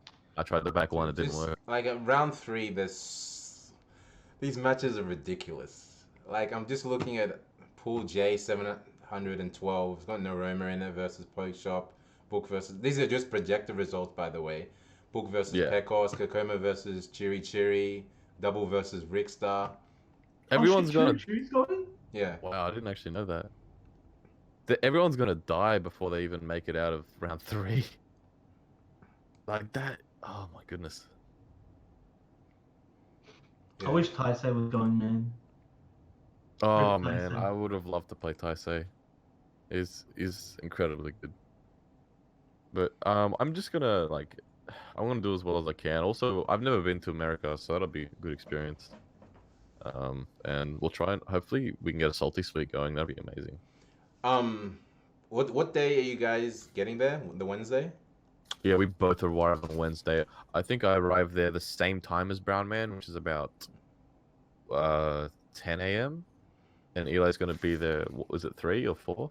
2:35 p.m. Yeah, so close to 3. Okay. From memory, they hold the Wednesday Night Fights tournament in Vegas at the Luxor. I would say try and go to that if I didn't go there last year, and say avoid that because it's ridiculous. They didn't. Yes. There was too many people for that venue, even as large as it was. Like I played one game and I was like, yeah, I'm out of here. It's fine. I was told by BK who went last year. They went to Wednesday Night Fights. Yeah. Said you couldn't even move. This is the one in this is the one in Vegas. Said you could not move. Like, you couldn't do. It was really bad. I hate hot weather, and it's gonna be in Vegas during summer, where it's the fucking desert. It's gonna be hot. Now imagine me with that weather, where in a situation where it's cramped. Yeah, I think I'll pass.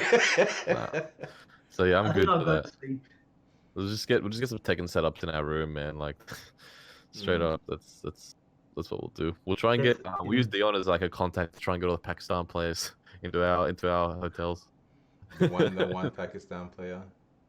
He's the only one. That's actually so sad. He's the only Pakistan player that's able to make it. Because, oh man, it would be like I can see. Like I was talking to Eli about this before. Can you imagine a Pakistan Master Cup team? I think we've all thought about that possibility. It's like, fuck, what are you supposed to do? No one. Just give them you the trophy. One guy and the next guy is like just as good. It's like, if not better. Like if you had a team the 5 best Akuma players in Pakistan, it would be over. First to 1 Akuma and the 5 best Akuma players, it would be over. Like, you just give them the check. The moment they sign up, you just give them the check. It's like canceling your flights. We're just going to send it to you right now. That's it. Oh, But man. from memory, Arslan's the only notable Pakistan player that's traveled this year, hasn't he? The only what, sorry? The only Pakistan Tekken player that's traveled. Khan. So Khan has Khan went to traveled. one tournament. Khan went to Tiger Uppercut. Okay. And he had a really close set with Ulsan. Mhm. But they're the only 2 that have been out of America, I think. I mean, out of Pakistan. Yeah. I mean, I guess Asim from the UK he's gone to a bunch of different tournaments. I wouldn't consider him a Pakistan player. He even has the UK flag. Yeah, he has guys the went UK to. I mean, Naveed has the dual flag, So I don't know. but like I actually can no, see no, the you know, Australian. when they had him at BAM, they did put on the Australian flag for Naveed Yeah. as well. So yeah, but would you count Naveed as Australian or? Yeah. Yeah, I Yeah. count him as Australian. Well, Alright. obviously, like, you know, with roots from Pakistan. Yeah, I guess yeah. it's open to interpretation. Like, Home is where the heart is. yeah. Yeah, well, we put Rest as Australian apparently. Like Mhm. he had no idea. He had no idea. I don't know who had that done, but he was put on as Australian. That was funny. Man. But yeah, I think this is gonna be a great. Predictions, guys. If you I wanna- would put money. I would put money on Arslan to win the whole thing. Yeah. Yeah, that's a safe bet. That's a safe bet. That's a safe bet. That's a real safe bet. I think Nee will definitely make it. I think Nee and Arslan. I'm going straight to top 8 to see what is projected. Holy shit! It's like a ridiculously. Oh my goodness. JDCR and Kudans in losers bracket.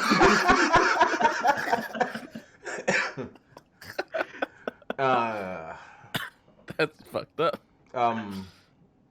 I think you'll I reckon definitely. Arslan- I think Crossup is definitely you also- see Arslan in top 8. You see Nee in top 8. I think it's a safe bet to see Lohai in top 8. It's a pretty safe bet.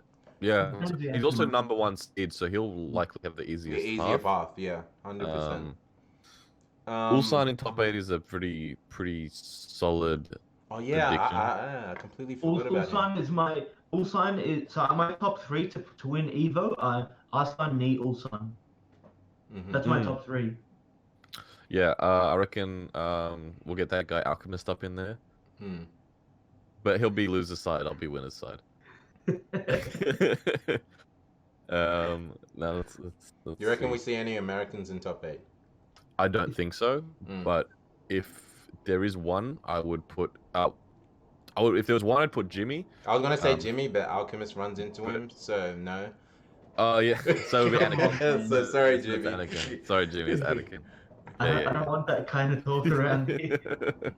No, how's the first call top 8 winners? I honestly would like to see a diverse top 8. It would be really nice. Like maybe one Australian, one New Zealand, at least one American, one. There's a place from South America going. So like one South American, one Korean, one Japanese, whatever. Just mix it up. I It's reckon. really hard. Let's see. How many Koreans versus? Do you reckon that it'll be just Korea and Japan this time? Like if you're gonna make an honest prediction. In top 8, Yeah. nah. Nah, I reckon you won't just see those countries represented. Leading up to like the past, you've seen it in the past majors that have been on the calendar. There have been upsets. I mean, like what Super Akuma came third at VS Fighting, where there's a decent amount of Korean and Japanese presence. I didn't actually look at the brackets. I know John Ding didn't make it, but Yeah, yeah, he didn't. He lost quite early on. Well, earlier compared to the Yeah. other heavy hitters. fairly early. Kokoma got taken out by Dinosaur. I think you'll see a lot of upsets here. Mm. Hmm. Wasn't there? Wait, let me see this. I think last year at Evo, there's every year at Evo, there's always that one person that you don't think will squeeze in, but Yeah, they do you're right. somehow. It always happens every Yeah, year. like last year was Cheery Cheery. I don't know. It could have been margin as well. Like Oh I think yeah, no one okay. would really Yeah, call. No margin one too. called it. No one Yeah. called Cherry him. Cherry like is sort of I would call Cherry Cherry before Margin. yeah. Yeah, you're right. Sorry. And the year before there was someone. And you know, at Evo Japan, Destiny made top 8. And he Yeah, fucking yeah, played yeah, yeah, yeah. Oscar. That's right. That's right. He did. Let's see. Tekken 7 2017 results. Suiken. Oh Made yeah. top- That's right. Yeah. Yeah, he was playing Elisa. Yeah. If you didn't know that character, good fucking luck. Yeah. So, like, it's every year this happens. I think it's gonna happen again. It's just sort of repeat the pattern. You know, if there was actually one surprise American that would make top 8 for me, I reckon it would be Joey Fury. I Yeah. reckon Marduk. It's Marduk is gonna fucking make a top 8. Watch it happen. Only if It's Nee's gonna happen. playing him. I reckon. No. Oh my god. Actually, Joey, in my personal opinion, Joey is not cheap enough. I don't think. I think you're right. I Yeah, think you're right. yeah. See, that's what I'm saying. He's not a scumbag. Mhm. Joey doesn't play like a scumbag. You're right. He Mhm. needs to play like more like a scumbag. But if he plays more like a scumbag, he's making that top 8. Because scumbag Marduk is fucking bullshit. It really is. Yeah. It's like playing against a Kuma, but you're playing Tekken. Did you guys happen to tune into Defend the North at all? Yes, I did. I saw GM win. I saw. I'm more so bringing it up because of that Marduk match that JDCR had. Yes. Did you see that match, Abby? Did you see that match? I saw That's the how you play second one. I Marduk. saw the second one, not the first one, because apparently they played each other twice. Oh, did they? Yeah. I only saw the one he won. Okay, yeah, I did not see that. Yeah, dude's name's Energy Marduk. Apparently he's an online player. I could see it straight away. He was a Bruce Marduk main in Tag 2. Yo, Yeah, my and brother in arms. I remember him doing first to fives online sets versus like Magnificent on his stream or something like that, like ages ago. And the way he plays, oh my god. He's such a scumbag. I love it. I love it because that's how you should play Marduk in tournament. Just fucking press them buttons and tackle First to people. two, definitely. Oh my god. Even you saw the first to 10 with Arslan versus that Marduk, right? Yeah. That Marduk is like Andrew incarnate. Mm-hmm. His Lucky Strikes incarnate. That guy, he did so many down back fours. I was rolling my eyes. Yeah, it was ridiculous. I was just It like, was ridiculous. this Dude, that move is cheap. so good. Like the risk reward for it It's is so cheap. It's so cheap. Why the fuck to do that? At the wall, when you have your back to the wall, if you hit it, GG. Oh my god. And when he what was it? Oh yeah, there was one round, I think Eli and I were both watching, where he tackled like 4 times in a row, one Yeah. after each other. Yeah. And he broke the first 3 and the 4th one The he whole got one hit. hit and he it. died. You can't break tackle forever, baby. break I the saw that because like I was actually paying attention. I forget what particular round or match it was. I was keeping track. This guy hasn't tackled in a while. Like he has not tackled in a while, and then boom, tackle, break, boom, tackle, break, boom, tackle, break, tackle, gotcha. So I saw that and I was like, this guy knows what he's doing. Oh my god. Zazab, tackle break is not only safe, he's plus.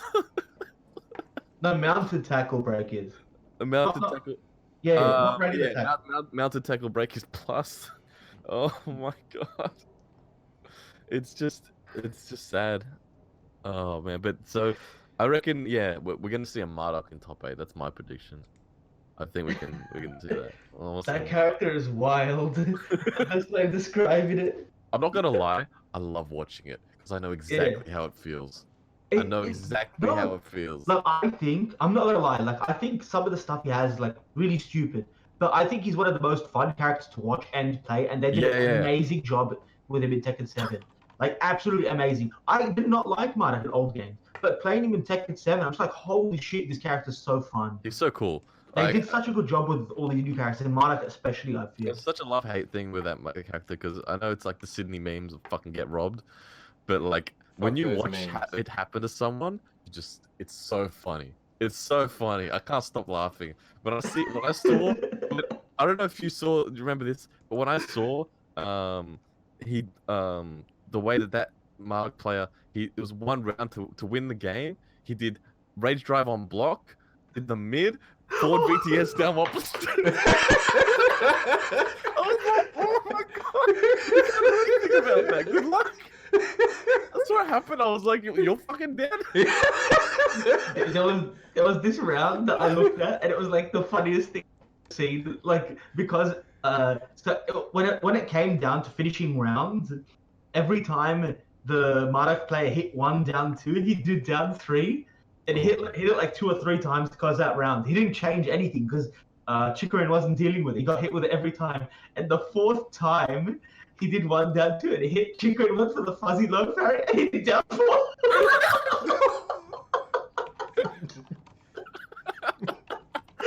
I cannot stop laughing. That shit.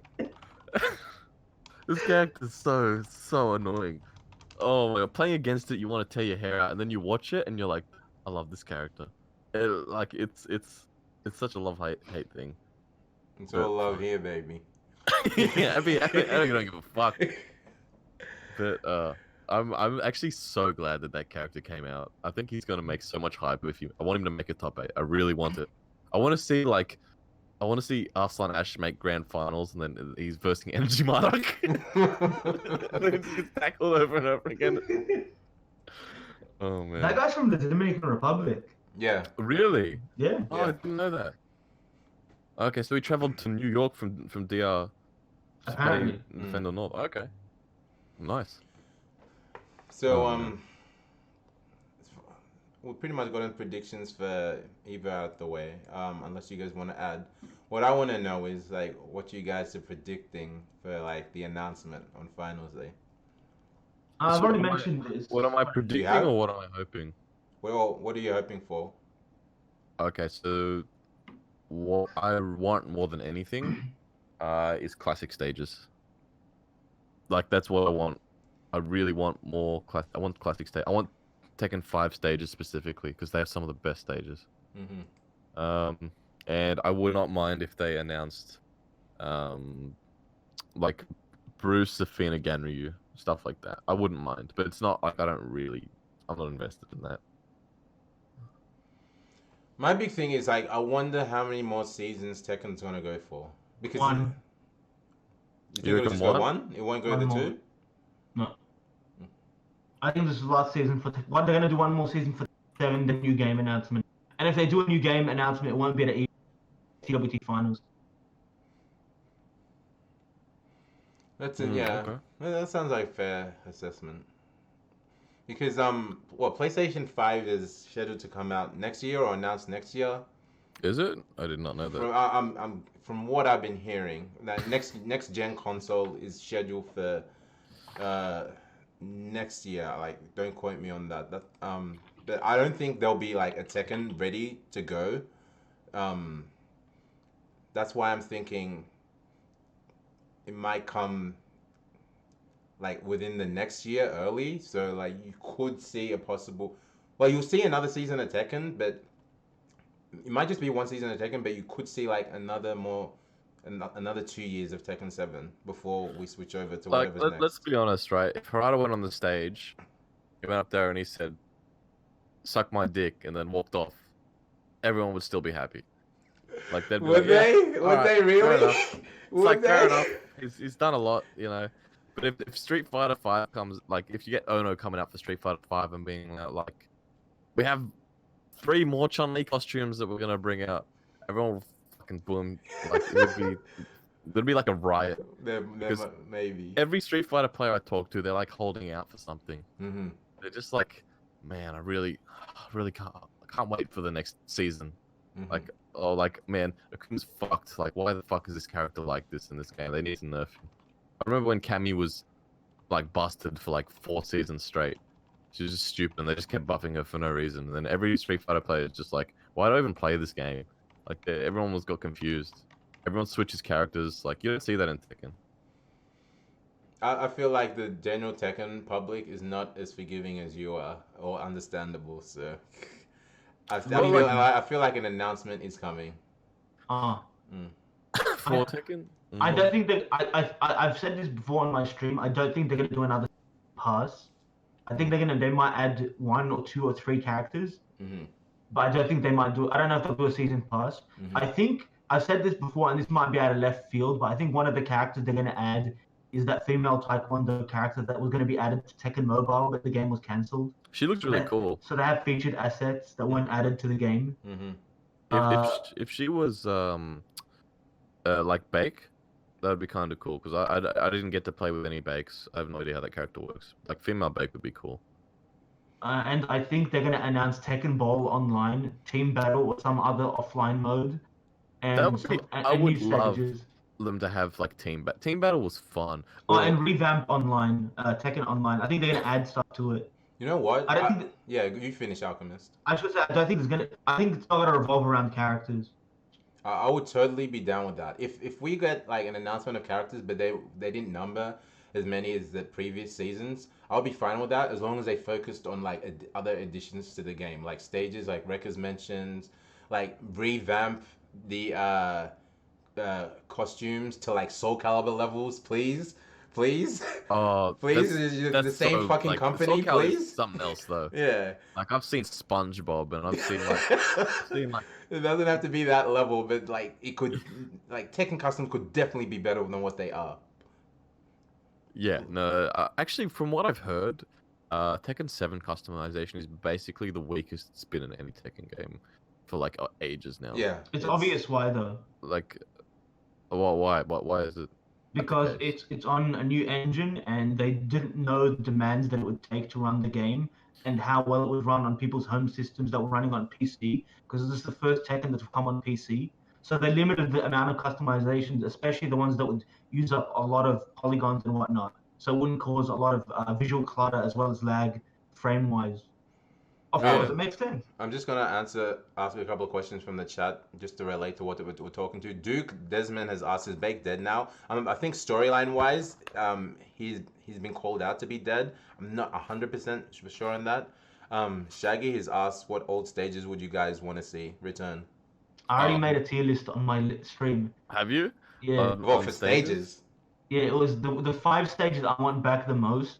Moonlit Wilderness. Yes, easy. I think that's everyone's top 3. Waterfall from Tekken Yes. 5. Acid Rain from Tekken 5. Yes. Electric Fountain. Yes. And Manji Valley. Yes. Oh yes. 100%. All Those solid are picks. all god tier stages. All solid picks. I really like the Cathedral stage in Tekken 5. But it's sort of, I guess, like Duo de Sirma. Let me think. For You me, need another floor break stage. You know what? They need Urban Jungle back. That's a good stage. The Groove stage. The Groove stage. They need the Groove stage back. Oh man. for me, it'd be not only stages that were visually appealing, but the ones with the best soundtracks. So you can fucking say goodbye to Snoop Dogg. I never want to hear that stage again. that stage. I hope Jesus Christ. I wish I could burn that from my from memory. Oh but definitely, I was a big fan from Tekken 6 for Urban Warzone, aka Brian stage. I really like that one. Yeah. That was one's good. There was a couple more. There's Noah Theater. Oh, that one's good. Like that Noah one's Theater really is good. really good. Tekken Tag 2 wise, Urban Jungle. Yeah, that one's not bad. I think actually, I really And I the like... fish stage, I think it's Bountiful Sea. Bountiful Yeah. Sea. Yes. Yeah, Bring that one 100%. back. Bring that that one one's back. so That's another good. one. That Yeah. one's so good. Yeah. Oh my god. There's actually a couple of really good ones. I like Hall of Judgment in Tag 2. I like Training Stage in Tag 2. Yeah, the training stage is really good in Tag 2. Mm. It's yeah. And I think Sakura Schoolyard's not bad. Who was the who was the boss in Tekken Tag 2? Unknown. Azazel. Azazel. I want his stage back. That's Tekken 6. Yeah, but he's in Tag 2 as well, I'm pretty sure. No, he's not. No, I'm pretty sure because What? Tag 2. The fuck are you guys on about? No, I'm No, asking no. because I've forgotten. Azazel, I know he was in 6. Oh, But- it was unknown. It was unknown. Oh It yeah, was okay. Unknown. It was unknown. Okay. That's right. Okay, Tekken well 6 is 6, I Azazel. want Azazel stage back. Is it like the ogre? It's like the. Is that an infinite? It's, Yeah, it's the Infinite. yeah. Yeah. It's just got the godlike soundtrack. Yeah, that's godlike. That's one of the best soundtracks. But yeah, don't if remember this if we see a drop in character DLC at the expense of, well, not even at the expense, if it means more addition to the actual game, then I'm totally for that. I'm totally for I want that. to see. I want to see Tekken Bowl at Evo next year. Tekken Bowl. Yeah, Tekken fucking. No, put no, that no. shit on. I keep cracking up at you suggesting Tekken Ball, man. I had no idea you were this big a fan. I'm not. I'm not a Tekken fan. Ball, man. No, fuck Tekken Bowl. Let's get Tekken Ball. That was I just Tekken want- Ball was the best. Doesn't matter. Just get a custom game and let it take Street Fighter 5 spot. Gucci. Oh my god. But yeah, as whatever they do, I just, since I'm not going this year, I just want Harada to be like, and these are the characters, and they're playable now. So I'm like, all right, beautiful. Oh, I do have to let you know though. If they do, I'm gonna be there in person, and so is Yusuf. And if they do announce Zafina, Oh, they're gonna go crazy. Please record that just in anticipation. and we're gonna be standing next to Saint, and if they announce Ganry, Uh-huh. now you see where this is yeah, going. yeah. Oh my god.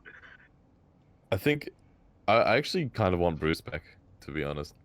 I wanted to learn Bruce, but I selfishly want Bruce, but I got Marduk. But I'd be willing to put him to the corner for guys like Yeah. Saint and Daniel to get Ganryu.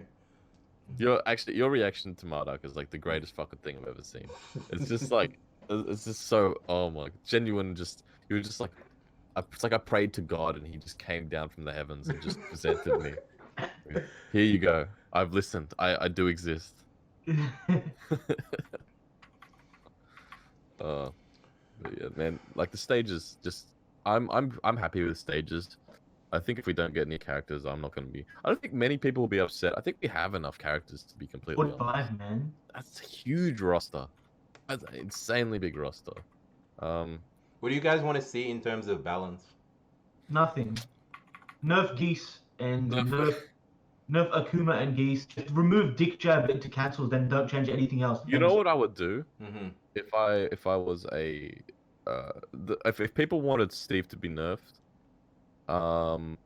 bringing back his old Flicker 2. That's the only thing that I'd ask. Yeah.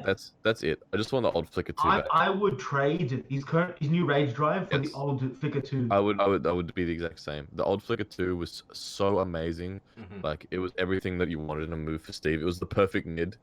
But if they'd got rid of the Rage Drive 4, I would not even care. I I use wouldn't mind. I use both Rage Drives now anyway. Like it doesn't matter to me. Yeah, like people say the old Rage Drive with Steve sucks. Watch high level Steve players, and they use that shit like it's cocaine. Mm-hmm. Yeah, It's it's every great. round. It's It's really so good. It's a really good Rage Drive. It's just I think Alchemist said this before. It's not great for comebacks. Yeah, that's it. That's it. Mm-hmm. But yeah.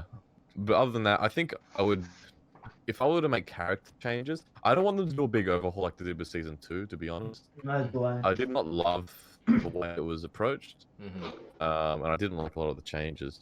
But I The would worst- definitely. Sorry, though. I was just gonna say I would definitely get a few characters changed. Like some of the Shaheen changes, just oh my god, Oh, it's why? so garbage. Some of I'm actually upset. Yeah, like the change to his 4-1 and Ravens 4-1. I'm like, oh my, he's kidding me. I still hate the Why? change to his 4-2-3. Yeah. It oh. annoys me so much. Like the way that they changed Shaheen, he might even be better now. I don't know. I don't. I don't think he's better, but just the changes, the way that it worked, where they made him feel worse. He's He not as feels fun. more sluggish. Yeah, Yeah. they made him they slowed everything down. He just feels crappy. It's Mhm. like, I mean, no one else is gonna get this in this podcast, but it's when I played Ryu in season 1 versus season 2 in Street Fighter 5. It's like, Hey, I played Street Fighter Season 1. I don't know if Street Fighter season 1 Ryu was actually ridiculous. Yeah, but he was- in yeah. season 2, they not only nerfed like everything, they nerfed all the range and the speed of all these normals, and he just felt like shit. Like you don't want to play anymore. Like you literally just want to drop the character. If you want to know how bad Ryu got, Daigo switch from Ryu to Guile. Yeah. That's how bad Ryu got. But yeah. Oh, and I really don't. Oh yeah, how do I not remember this? They destroyed one of my favorite characters, Claudio. They just took him. Yeah, They yeah. said, "Hey, Claudio, we want something," and they just led him to the dumpster. They put him in and put him on fire, and then there he is. He's just a corpse left. Just nothing, man. Fuck, man, that was one of my favorite characters. Oh man. But yeah, I think besides, I would change the 2D characters. I think Akuma needs something done. They need to remove Ditchab into anything. Period. That should not be a thing with any character in the game. It doesn't make sense. It's I don't one of think the most cancerous additions they've ever added to Tekken. like even with Armor King, down 1-4 is so powerful. It's really good. Like, and then you get characters like Akuma where they go, "Oh, down 1-2, I interrupted something," and then you literally get a death combo off it. It's like, really? In covering whiff recovery on Dick Jabs, They already have. Geese's Dick Jab has 5 more frames of whiff recovery than any other Dick Jab in the game, and the way it recovers, you can punish it with highs. I think, like the way that even if you just do it with Akuma and use a bar, you're +5. Like, what? That doesn't make sense. It's like 5 frames is nothing. 5 frames is a lot, especially when we were just talking about Steve's Flicker 2. yeah, man, it's a perfect amount. But I actually, yeah, I think only I would touch the 2D characters. I can't think of any other character I would touch. Maybe I would give some of the lower tiers a few buffs. They definitely need to buff Gigas and Lars. Yeah, Gigas is definitely a buff for the character. And I think Lars is dangerous. You don't want to overbuff that character because they definitely need. I've mentioned this before many times. Literally every button, like if you do 3+4 and any direction from down to forward, like back, down, forward, none of those have any moves with 3+4. Just give him a fucking mid counter hit launcher that's safe and has 0 tracking, is -9 on block. There you go. That's actually a good idea. You gave him a counter hit tool. Change his forward to like a different move because right now it's trash. Change his down forward 1-2 second hit to be a counter hit launcher that screws on hit as like a normal screw launcher. Down forward 2-1, you mean? Yeah, the second hit only. Yeah. The, the second hit should do something. There we go. Buffed character is pretty good in neutral. Increase the damage on some of his pokes like down back 1 and down forward 1. There you go. Good character. You didn't overbalance him. You put him in a good position, but he's not busted. Yeah. Gigas just needs a straight up like buffs upon buffs. Like I've started playing that character because he's fun, but he feels like shit when you're trying to move. It's just like you're trying to backdash and you move like half the distance of every other character with one backdash, and you're just like, what's going on here, man? Like it's fun being able to chat at people from full screen, but other than that, it's like, yeah. The way they changed his down forward 1 as well, it's like, oh god. Pretty much needing nerfs. Pretty much the bottom tier character. The Gigas. I don't know how much you'd want to touch Bears. Anna definitely. I think Bears are fine. I think. Yeah, Bears are fine. I would not change anything with Bears really. I actually, after I've been watching and playing a bit more Anna, I actually think she's stronger than people think. But I need more experience with her. I think she's actually got a lot of stuff that's good. I think some of the changes they made, I think it was from Tag 2 to 7, were nerfs on her strings. Like, Eli, you would probably know. Were you able to 10 frame interrupt her up forward 1-3, 3+4? I don't remember. Like I said, Tag 2 knowledge. Now you can always 10 frame it, so you've just removed the mind game there. I want to say no, you can't. Yeah. So I don't know why you would just remove the mind game and just make it flat out worse. What's the other move? Forward 3-4-3. When you used to go into stance, could you beat jabs? I don't remember as well. Yeah. Sure. Well, yeah. I don't know, but if they've nerfed from there, they should probably just bring that back. But other than that, I actually one of the biggest nerfs you got was his sidestep 2 is no longer counter launcher. It Which doesn't do first did anything. it do? Oh yeah, it doesn't do anything. It's only +1 on hit. But they made it relatively safe. I think it used to be launched on block?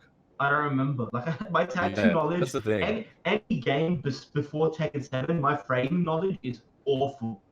Yeah. I just remember what people have told me basically. Okay, well that's fair enough then. But I actually think she's quite a strong character. Her new stance transitions are ridiculously good, and Yeah, I agree. she's Especially when you can cancel quarter circle forward 2-1, and that comes out of stance, so you can lose the stance. yeah. It's she's got a lot of stuff like that where it's quite strong. Hmm.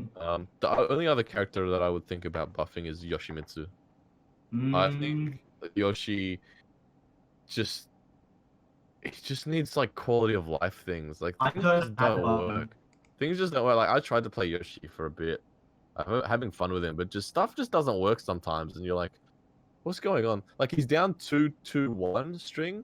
That needs a lower hitbox because you just whiff randomly in combos. Like that's your combo ender. It just Mhm. whiffs. Mhm. For no reason. Like why is that happening? Like it doesn't make sense. A lot of the stuff that happens with Yoshi. I think the only reason why I haven't said that Yoshi plus is because I don't know how I would buff him, so I haven't really looked into it. Yeah. Explain why Arm King is higher than That's King. my tier list. Sorry, I just brought it up just to have a good look at like who might need buffs and who might need nerfs. Okay. Yeah. Yeah, for those who don't know, the thing on screen now is the tier list I made. Yeah. And do you want me to answer the question about King and Armor King? Oh yeah, go ahead. If someone Oh, asks sorry. So I explained it on my stream, but if you missed out on my stream, the main reason is I think Armor King is one of those characters that hasn't been fully explored yet. I think he's extremely difficult to play at a high level. sorry, you're saying Armor King, yeah? Yeah, Yes, Armor yeah. King is extremely difficult to play. He has so many options, and understanding which option to utilize and which option to, focus on around versus the opponent's playstyle is much more difficult than most characters. King has really good and reliable tools, but most of Armor King stuff is yet to be, optimized. Like you see JCR playing him, but he definitely doesn't know everything yet. The character's just come out, and they added so many new things. The only thing King has better than Armor King is throw Oki and throw Yeah. damage. His But throw is better. Armor King's chain throws are so much easier to apply because he has a regular wave dash. And he can cancel his wave dash into regular moves. So can King, but King's moves are nowhere near as scary because Armor King's pokes are just so much better. And he has so many more hard-hitting mids that are relatively safe. Like you have 444, yes, it's -14. Yes, it's a wall bound. It has so much pushback, and it comes out of wave dash. Can you imagine that? And he has a +6 high. That's basically an electric from wave dash. He has a launcher. He can cancel to throws, and he has really, really solid moves in general. That's about it. The only thing that I think Armor King doesn't have right now that I felt because I've been playing him a bit, there is no safe mid wall splat that's fast, like relatively fast. Yeah, that doesn't really matter. Like he has a very strong war game regardless.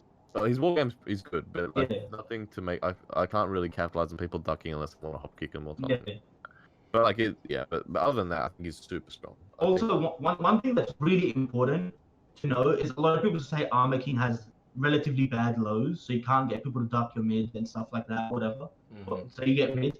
But you have to remember, there's more than one way to make your opponent duck. Throw them, baby. You can throw and you can use highs, and Armor King has absolutely godlike highs. He has course touch dash 1, he has jabs, he has throws, he has so many tools. He's just so good. He has everything. He's a jack of all trades, but all those things that go into that category, like each category of the jack of all trades, is like really, really up there in terms of how good they are. Yeah, it's like S tier instead of S plus. Yeah. It's like every move is like great. It's just not incredible. That's kind of how it works. It's like a toned down version of Season 1 Paul. Like Season 1 Paul, you look at every single move and you're like, man, this move is a plus move. And then like you talk to a Paul player and like, yeah, it's not even his top 10 moves. Because everything was a godlike move. And that's just what AK is, but everything is a poke rather than a big chunky hit. Paul was fucked in Season 1 though. Yeah, Oh Paul my was god. fucked. That was I think that's like the most annoying character to play against because you make one mistake and you get back 1-2, you can just lose the round of that. I remember hitting people with that as a punish. Now Oh my god, you get hit by that and you're just like, fuck. Now I've got to hold all this fucking mixed up. Oh, it was awful. I just want to quickly address. It's not really a question, but like Duke Desmond's comment in the chat. I feel sad that even though we have a big roster, we don't see a lot of the characters. I feel it depends on what tournament you're tuning into, because Yeah. from my Dude, watch the experience, Pakistani tournament, man. I'm telling you. from my experience, like I and from like a lot of the events I've attended, I've actually seen quite a lot of these characters.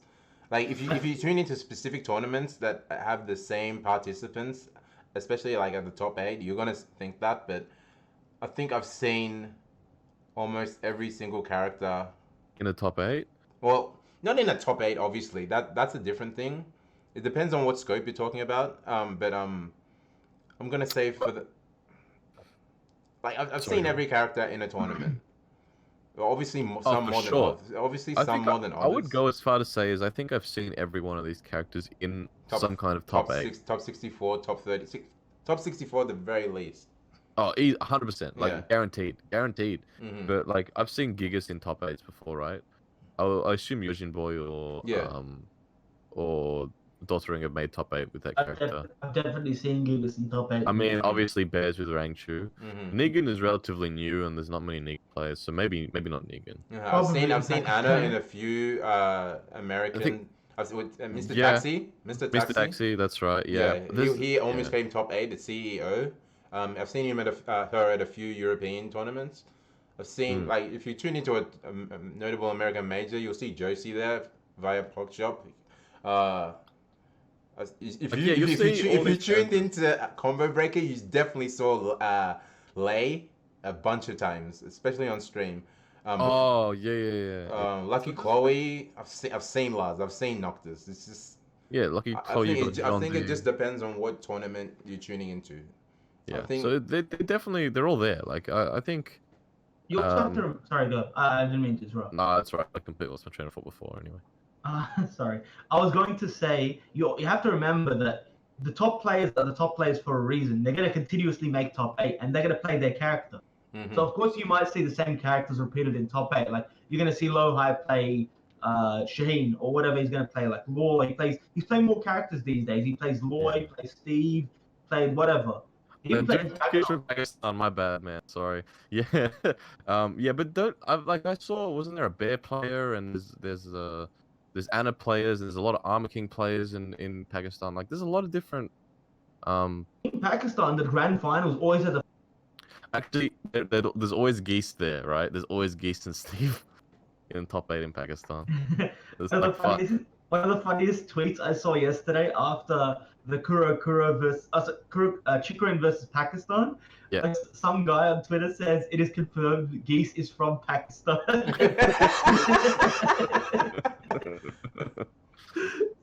Yeah. Yeah. There's a few Julia players as well. I saw there was one at Defender North. Yeah. What was his name? I think it was Sour Piggy. Sour Biggie, yeah, Sour Sour Biggie. Biggie. I think Yeah. he consistently makes like top 3 at NLBC. Well, not NLBC, but whatever Tekken Monthly they have at that venue. It is NLBC, right? In New York, or Yeah, maybe... it's in New York. It's in New York. Yeah. It's just that Tekken isn't on at NLBC. It's at the same venue, so it's a different event. Yeah.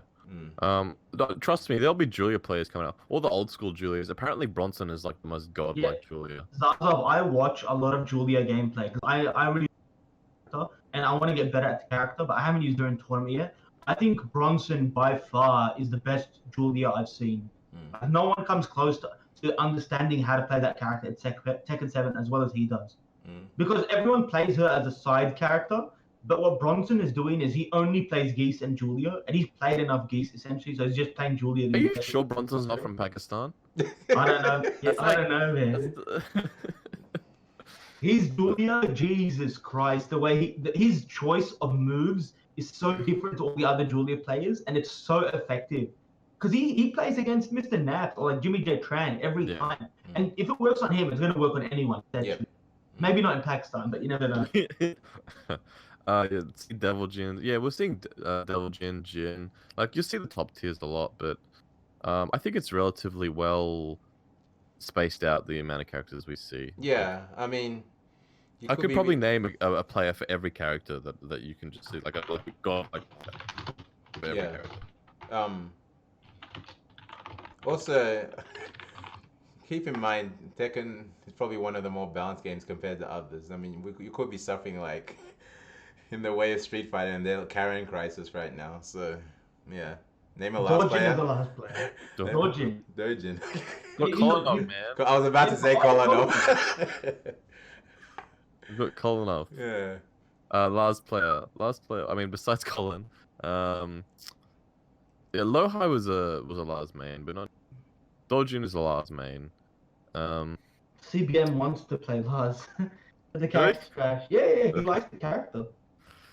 But yeah, actually, the Laz is a bit. There's not a whole lot. You know, you know what I've never seen? I've never in my life seen a Pakistani Laz player. Now that I think of it, I can't think of a single. I have actually. At the Really? PGA Cup. Yeah, PGA Cup. Oh, okay, There was a guy that played, yeah. It was the first time I've seen one. That's interesting. But yeah, I think this game is incredibly well balanced. We've got there's a lot of like you can do something with every character. Yeah, like we say, like, for example, just looking at Alchemist tier list, like you have to put a C for a reason, but I would not put those characters on the same scope of like a bottom tier for any other game, like a C list. Yeah, no, like it Mortal wouldn't be Kombat. like if I saw like a Geeks player versus a Jin player, right? There's the opposite side of the spectrum on this tier list.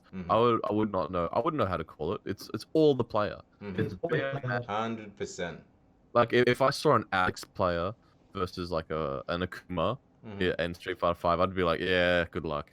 Like, yeah, have fun. Like, good luck. That's fun. You're done. Yeah. Yeah.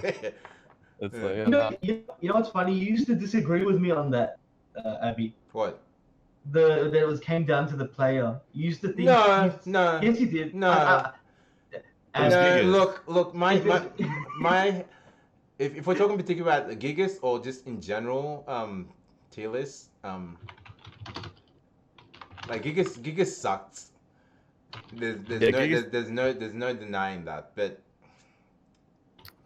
and my feelings regarding Gigas haven't been hidden, but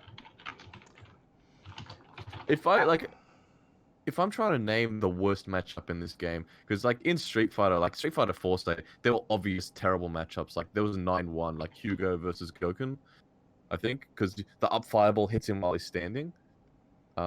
There's nothing really like that in Tekken that I can think of. Like, what would be the worst matchup you could think of? look, I just want to clarify with I disagree with Alchemist like to an extent. Like there's always variables. Like, you know, Tekken you can win with anyone, but tiers come into like effect to a certain extent. But it depends like on those circumstances. Yeah.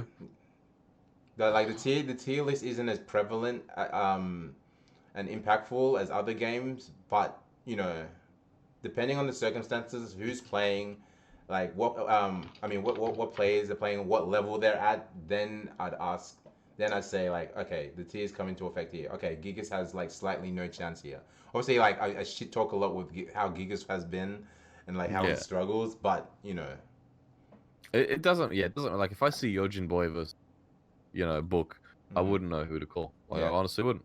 They're both really good players. I'd call Book though, but still. Yeah, I'd call Book. And see, I'd call Book, but I wouldn't be surprised if I wouldn't be surprised if Yojin won.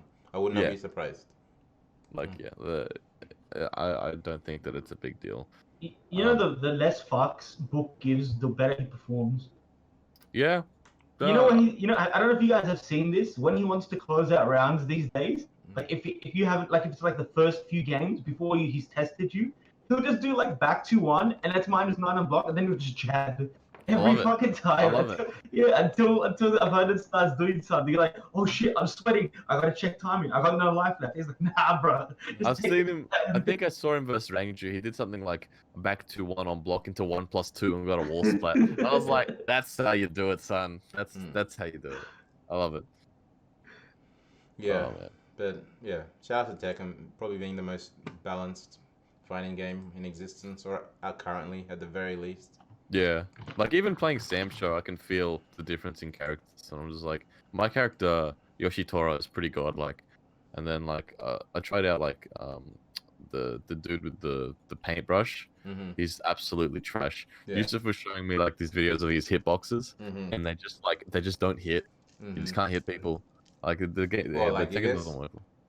It's worse. It's It's worse. worse. I It's much saw like worse. it looks like it went through him, and then Yeah. he gets like counter poked by some guy jumping back and pressing a heavy. Mm-hmm. I was like, well, all right. Yeah, that's how it be when you play 2D. Before we close up, one topic I wanted to bring up before, unless you guys have a couple of other things to discuss, we might get into some questions. Was like how like the training has been since Saint came into Sydney. You go first, Reck. All right. Well, I was just gonna say that we only really had that one playing Saint, on the last Wednesday, was it? Yeah. So not this Wednesday, last Wednesday, we had a stream where everybody had a set with Saint first to 5 kind of thing. And that was cool. But other than that, Saint's kind of just been hanging out, checking out Sydney, probably playing a bit with Dion. He's at PZE tonight, so he'll probably people will get some practice there, if they're going. And I think the Melbourne boys are just arrived. Was it today that they got here? Yeah. Yeah. You have Delirious, Chipsy. I didn't know you even was going, but Brown Man's there, and I think Abdul. Deception's going. Yeah. I think Deception's there. Mm. So yeah, that's cool. So they'll be able to get some games in with him. Hopefully we'll get some more sets going tomorrow. There's actually a tournament tomorrow at BKB. Yeah, so we'll get a bit more practice in, but it hasn't really been a huge like training session thing that we've been doing. Mm-hmm. Yeah, that's me.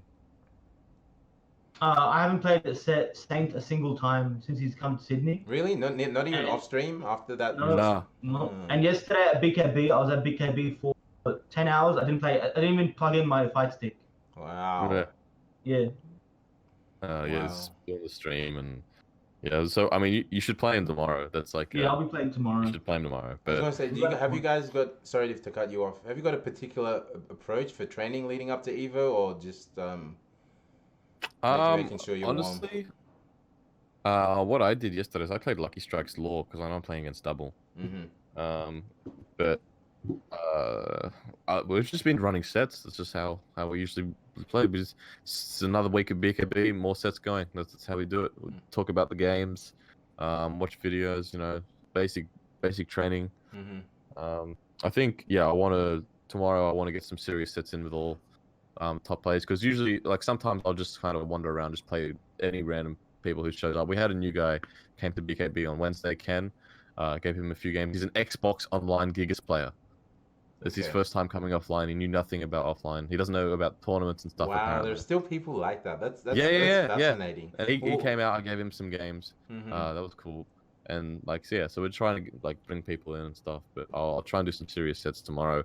But we've also got tournaments, so we've got to get go through that. And yeah, It's amazing, because those of us who've been entrenched in the FGC have just been like it's reached certain parts of the world, and it's just grown. But still, there are people who oh, I've just been playing online. I didn't know there's a scene. yeah. I didn't know there was offline. I didn't know people Yeah. play this besides me, actively. And it's Like Abby, 10 years ago, Mm. would you have thought that Pakistan is absolutely godlike? If No. someone came up to you and said Pakistan is easily the best country in the No, world, I when it just comes feel to like, Tekken, maybe a you'd be like, cricket. shut the fuck up. Maybe a cricket. Maybe a cricket, not a Tekken. Holy hell. Yeah. So you guys talking about the right thing? I wanted to. You asked stuff about Evo prep. So I think I talked about this on my stream a few weeks ago. Since a few weeks before BAM, maybe 2 weeks or 3 weeks up until now, I haven't been playing well, and I haven't been really as invested in Tekken as I'd like to be, which is why I haven't been playing as much. Mm-hmm. Which is why going into Evo, I'm not necessarily that confident.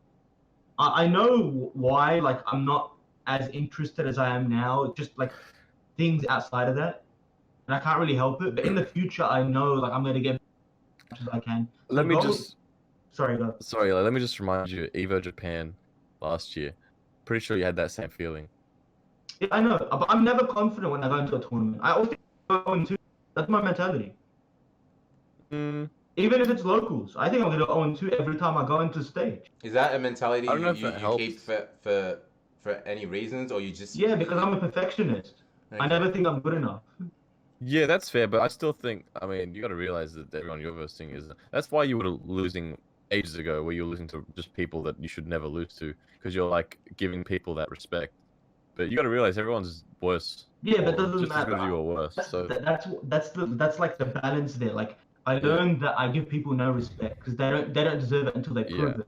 But I at the same think time, I'm not confident in any way, shape, or form. I never am in Tekken and in like a lot of things because I feel like even if I'm working, I'm never happy with the goal I get because it's not perfect. It's like when I like you see me when I get like place well in tournaments, I'm absolutely never happy with my placement. Like I'm not happy that I made top 8 at BAM. Like I could have done a lot better. that I'm first not. yeah. first Yeah. or I'm nothing the same. mentality? Yeah. I'm exactly the same. So, but the only difference with me is I'm always gunning to win, and I'm like, okay, I can win this tournament. I'm gonna try and win. Yeah. But like, yeah, well, I came 13th at BAM. I was not happy at all with how I played, or with how I performed rather. Like, I Um, understand you guys' mentality, but I think every once in a while, give yourself a pat on the fucking back. Oh man, no, don't worry. I was trying to reach down, and suck my own penis. Like, there's no, Like, don't get me obviously, wrong. you Like, know, to each his own, and like, you know, obviously, you can say that at a mentality Alchemist has attributed to being as good as he is. So I'm not here to say what's the best mentality to have, but you know, give yourself a pat on the back every once in a while. yeah, Dude, no, if you come to me, to making top 4 this evening, I was like, I wasn't happy with that. I will slap you, man. Man, I will slap. shouldn't I have will lost to slap you. Arslan Yeah, like that. dude. I Like, came top 4. fuck. You know, like. I almost had Arslan. It went down to the last round. I'm not happy. I will slap you. Or no, the best is when like you beat someone and you're just like, man, I played like shit, and the other guy just like, shut the fuck up. I'm not gonna lie, I used to always do that. Because you could feel that way. Because I've definitely felt that way. I've won tournaments and be like, man, I did not play well today.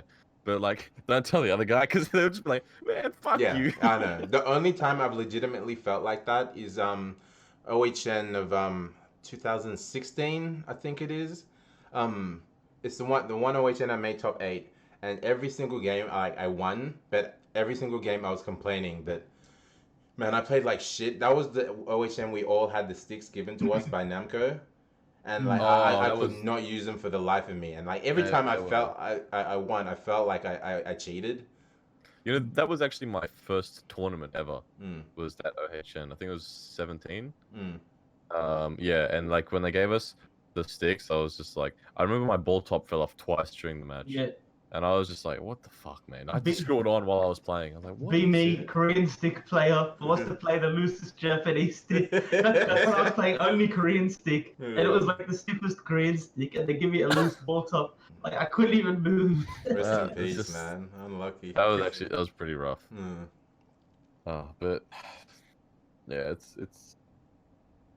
I think it's good to always know that you can win. But it's always also good to be self-critical and know that there's always ways to improve. 100%. You got to do both. Mm. I think there are some times that I've played in tournament. I'm happy with how I performed, but as an overall, I'm not, not happy with the overall performance. Obviously, like I remember at Evo Japan, there was this one match I played, and it was versus this Raven player. His tag was Rage. He's a Japanese Raven player. And I still remember that match vividly. Like I can tell you what happened round 1, I can tell you what happened round 2, I can tell you what happened round 3, all the way up to round 6, because it was 6-0. And the way I played in that, I still I was very happy with it. Like, yeah, I did really well. I remembered this situation. I thought ahead when he did this and that and this. But when I think about most of my matches, I think, this didn't go well. It didn't go like the way I thought about. What was I thinking here, and why didn't my thing work? And it's like all these questions you have after the match. And I'm sure Reck knows what I'm talking about. Like this, because when you go into a match, your mentality is you have a lot of questions and you're looking for answers. And if you don't get those answers, you're like, why didn't I get an answer for this? That happens a lot. Yeah, so that's kind of the thing that like I go into, and if I don't get the answers, then I'm like, yeah, I didn't do my job. It's like going to a test, and it's like a multiple choice test, but you didn't fill out all the answers. You just left some blank because you just didn't know what to do. Essentially, and that's how I'm just looking for I'm looking to fill out that entire score sheet. That's kind of the goal. Mm-hmm. And if I don't do that, I'm not happy, which is why I kind of have like that attitude where I'm never happy with what I do. By the way, completely off topic. Yeah, go for it. Have you seen the new Crossbox? Oh yes, I completely forgot. I did want to bring that up. I did want to bring that up. I'm gonna post it in chat because. Have you got a YouTube link? I'll bring it up. I got a Twitter link. Okay, Yeah, put it in the chat. Like, dude, what is this monstrosity? Jesus. Just hold up. What's it called? The Crossbox. It's called like, is it the Crossbox? Crossup. 200 USD it looks like. Alright, From Hitbox. just bear with us, guys. I'm gonna bring it up for the viewers to see. I want to hear from if Zazob's still in the chat. What do you think of this monstrosity? Of this Frankenstein of a. I'm just playing it. Yeah. Just for the chat to see, just in case you haven't seen. And it's funny they use Tekken as a game to demonstrate how fucking ridiculous this thing is. It's. Oh my god. So it's essentially a hitbox with the arcade stick the joystick as well. Yes. So. Yeah. I think a lot of people are saying it should be banned. It should be banned. I think yeah. You should not be able to press two inputs at the same time with two different like input devices. I'm pretty sure Capcom already has a ruling for something like this. So it's literally straight off the bat banned from Capcom tournaments. Yeah. Now with Tekken, I have no idea if the rules have anything about this. So I have no idea. Like I really don't know. Well, arcade sticks aren't my forte, so I actually had to ask ask DreadTech like what the specific issue was with this. He says like you can use the analog stick and the direction buttons on the PS4 pad. It counts as separate buttons, but because if one is analog and one is digital, both are actually counted on the system as separate buttons. You can plink down, forward, and 2 within 1 frame each of each other very easily just by piano rolling. Jesus Christ. Oh man. It's such a weird looking, like, I don't even know how you would use both. That's the thing. How would it work? How can you get an advantage? I feel like there's going to be some kind of advantage but I just don't know right now. Yeah. I'm going to be completely honest. I think all hitboxes and hitbox related things should be banned. They obviously have advantages. And if you look at it at a face value, then yes, it has an advantage. You can learn how to Korean backdash on it in 10-15 minutes. As fast and as efficiently as someone that's been playing on stick or pad for years. Do you think it should be banned just because of how easy it makes the execution? What do you mean? I think anything that gives it. Sorry, go. No, I just want the exact reasoning why you think it's an unfair advantage. But no, anything that gives an actual advantage is already like it's an advantage. Mm-hmm. So it's not a level playing field. So what you're saying is you get everyone on hitbox, or you ban it, and the lesser of two evils, you ban it. Yeah, the thing is I don't know if it's like justification. It's accessible to everyone. Yeah. The thing is, right? You wouldn't ban pad from a tournament. Why would you ban pad? People think that that's an advantage over stick. Over stick. Why? Because you can do the same thing. You have an analog stick and you have a pad. You can use it at the same time. No one does it, but you can. Exactly, no one does it. But everyone that plays Hitbox does the stuff that you do on Hitbox because it's easier. It's the way it's constructed. It's made for these kind of things where it's physically not possible to do what you do on a Hitbox, on a stick or a pad. I think sorry, no, you go on. Is that 100% or is it just? No, it's 100%. Have you seen Mixbox wave dashing and Mixbox backdash? You can Yeah. literally do one frame back dash. Wave dash. I learned how to like I don't even own a hitbox. I tried Dylan's out for like 20 minutes, Mhm. and my P1 wave dash is like faster than anything because you can use two hands. So I've learned the piano, the wave dash on P1 with a hitbox, and it's just like it's so fast. It's like it's light dashing. You can light dash within like 20 minutes of using this thing. So it is pretty ridiculous. Okay, so like But- see my argument is like I thought it like I've never used the hitbox. I just thought it just made the execution part easier. But if it actually allows you to perform functions that can't be performed on a pad than a stick, then that's where I'm like, okay, that's an unfair advantage. As long as the it's in a real thing game, is- you won't do that. But as I was like, many people use two hands on hitbox in matches. That's how they play. Yes. A lot of people do that. Especially in Tekken. In Tekken, yeah. I don't think for Street Fighter people would, but I know in Tekken they do. Like the capabilities of hitbox have actually been like hampered on for a while now, but you don't really see a rise in players like compared to how great the advantages are offered to you. So I guess Well, that's probably an issue The for biggest why it's never. controversy was Daigo with the Gaffer box, but that was literally broken. So in Street Fighter, I know the hitbox he was using. The way it worked is you could be holding back and then you can forward dash while holding back. So you're walking back and there's no animation of you walking forward before you dash. It's instant dash, Mhm. which is impossible. Yeah. Or you can do like instant booms. Like it was completely broke. Okay. But so Well, for that Street ban is Fighter, justified. yeah, so that ban makes sense. But for Street Fighter, I understand the bans for stuff like that. But for Tekken, it's very unclear. BK, I pre-ordered, by the way. Okay, well, now we do need a ban. You're one of those Uh, guys that wasted their money before. If he's talking about the stick, you should have waited till there's a ban, till there's actual news on whether it will be banned or not. But and yeah, so there's. I mean, I don't know. For Tekken, I don't know. I understand Street Fighter banning it. Tekken, it's like a gray area. But this is so weird. Like, it's a stick, and how do you even use this? yeah, That's what I want to know. How does Yeah. it work? Like, how the fuck do you use this? I'm trying to think First of about all, it you now. gotta have big hands. Yeah. Oh, I got that covered. So, how the fuck would I use this? Like, it's so weird. I don't know. It's just weird. I think it needs more testing. 100%. I do not see anything like that getting like clearance for any mainstream tournament.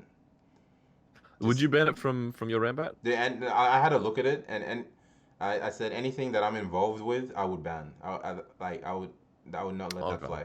100%. That's fair. 100%. Yeah. It would be up to the TO, I guess. Mm. The thing is, right? If all the games end up banning this for tournament, how the hell is it going to sell? Who the hell's going to buy this? Is that in production to People like go play at out? home. Yeah, probably. Yeah, but that's got to be like people who actually spend money on joysticks. The amount of people that go to tournaments, there'd be way more people that actually buy stuff for tournament, right, than that just play at home or want to try. Like those people, usually it's keyboard or pad, or maybe they buy a cheap stick, right? But if you're going out, you really are invested and you want to kind of buy a game. A stick or something like, I don't know what this is, but this, yeah. It's a monstrosity. Yeah, pretty much. It's. I actually like to ask Yusuf about this as well. I'd like to see what his He'd thoughts. ban it. My guess is he'd ban it. No way he'd let that fly. Yeah, I reckon he'd probably ban that. Uh, Sorry, BK, you're not making any more top 8s. yeah. Alright guys, I'm just gonna go back to the questions that were asked of us in chat unless there are any more topics you wanted to cover tonight. I think that's pretty Oh, much... actually, I'll talk about that when we do the shoutouts. Don't worry. Okay. I had a question from Juicy.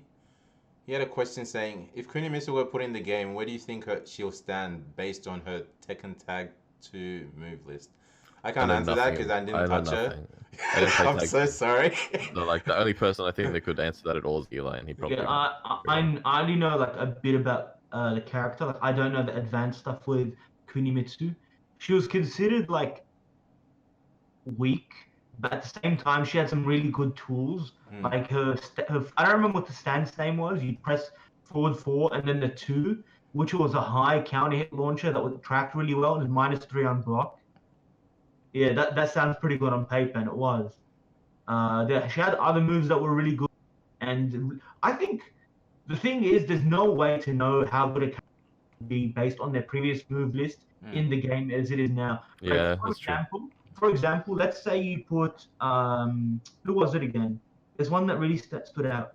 Anna. Anna was really good in tag too, especially with the right partner.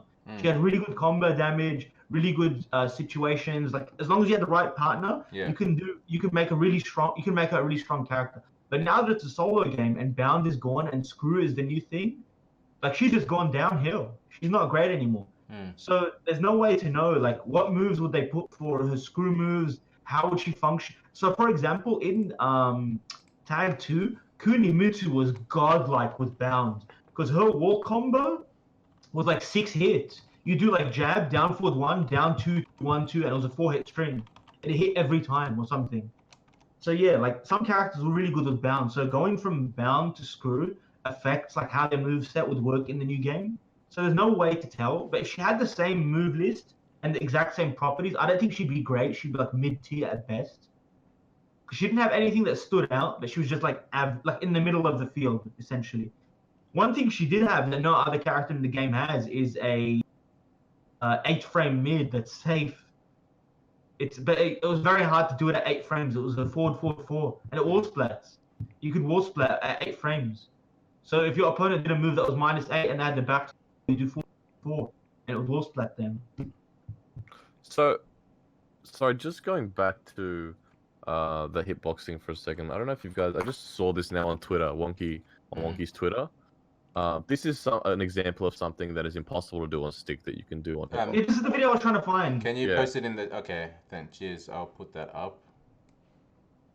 So this is impossible to do on stick. You cannot do this on stick. I didn't even know that this was a possible thing to do at all. But this is consistent on hitbox. That's ridiculous.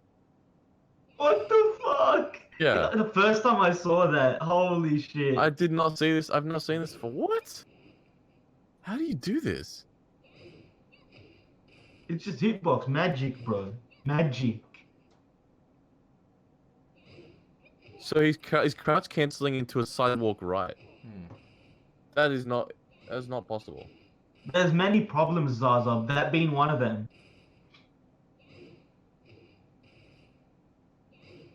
Problem with down plus up equals up. There you go. Well, that needs to change. That is broke. That's definitely not possible on the That's handle. literally You broken. step into the foreground after any move that forces you into crouch. That's pretty good. Banned. Yeah. Banned. That's actually broke. No, Anyone? Amigo, do you have a link it in the link? chat. Yeah. Do you have a link?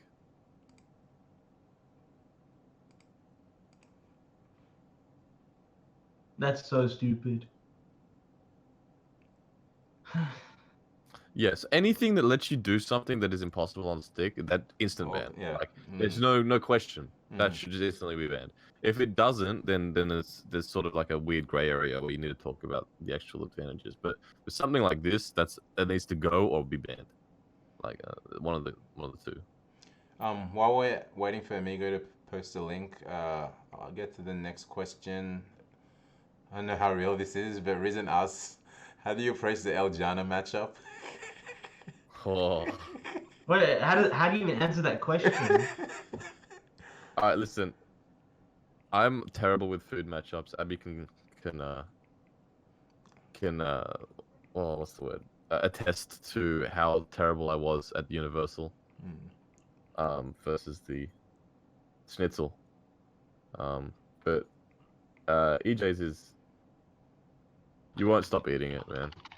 God, like.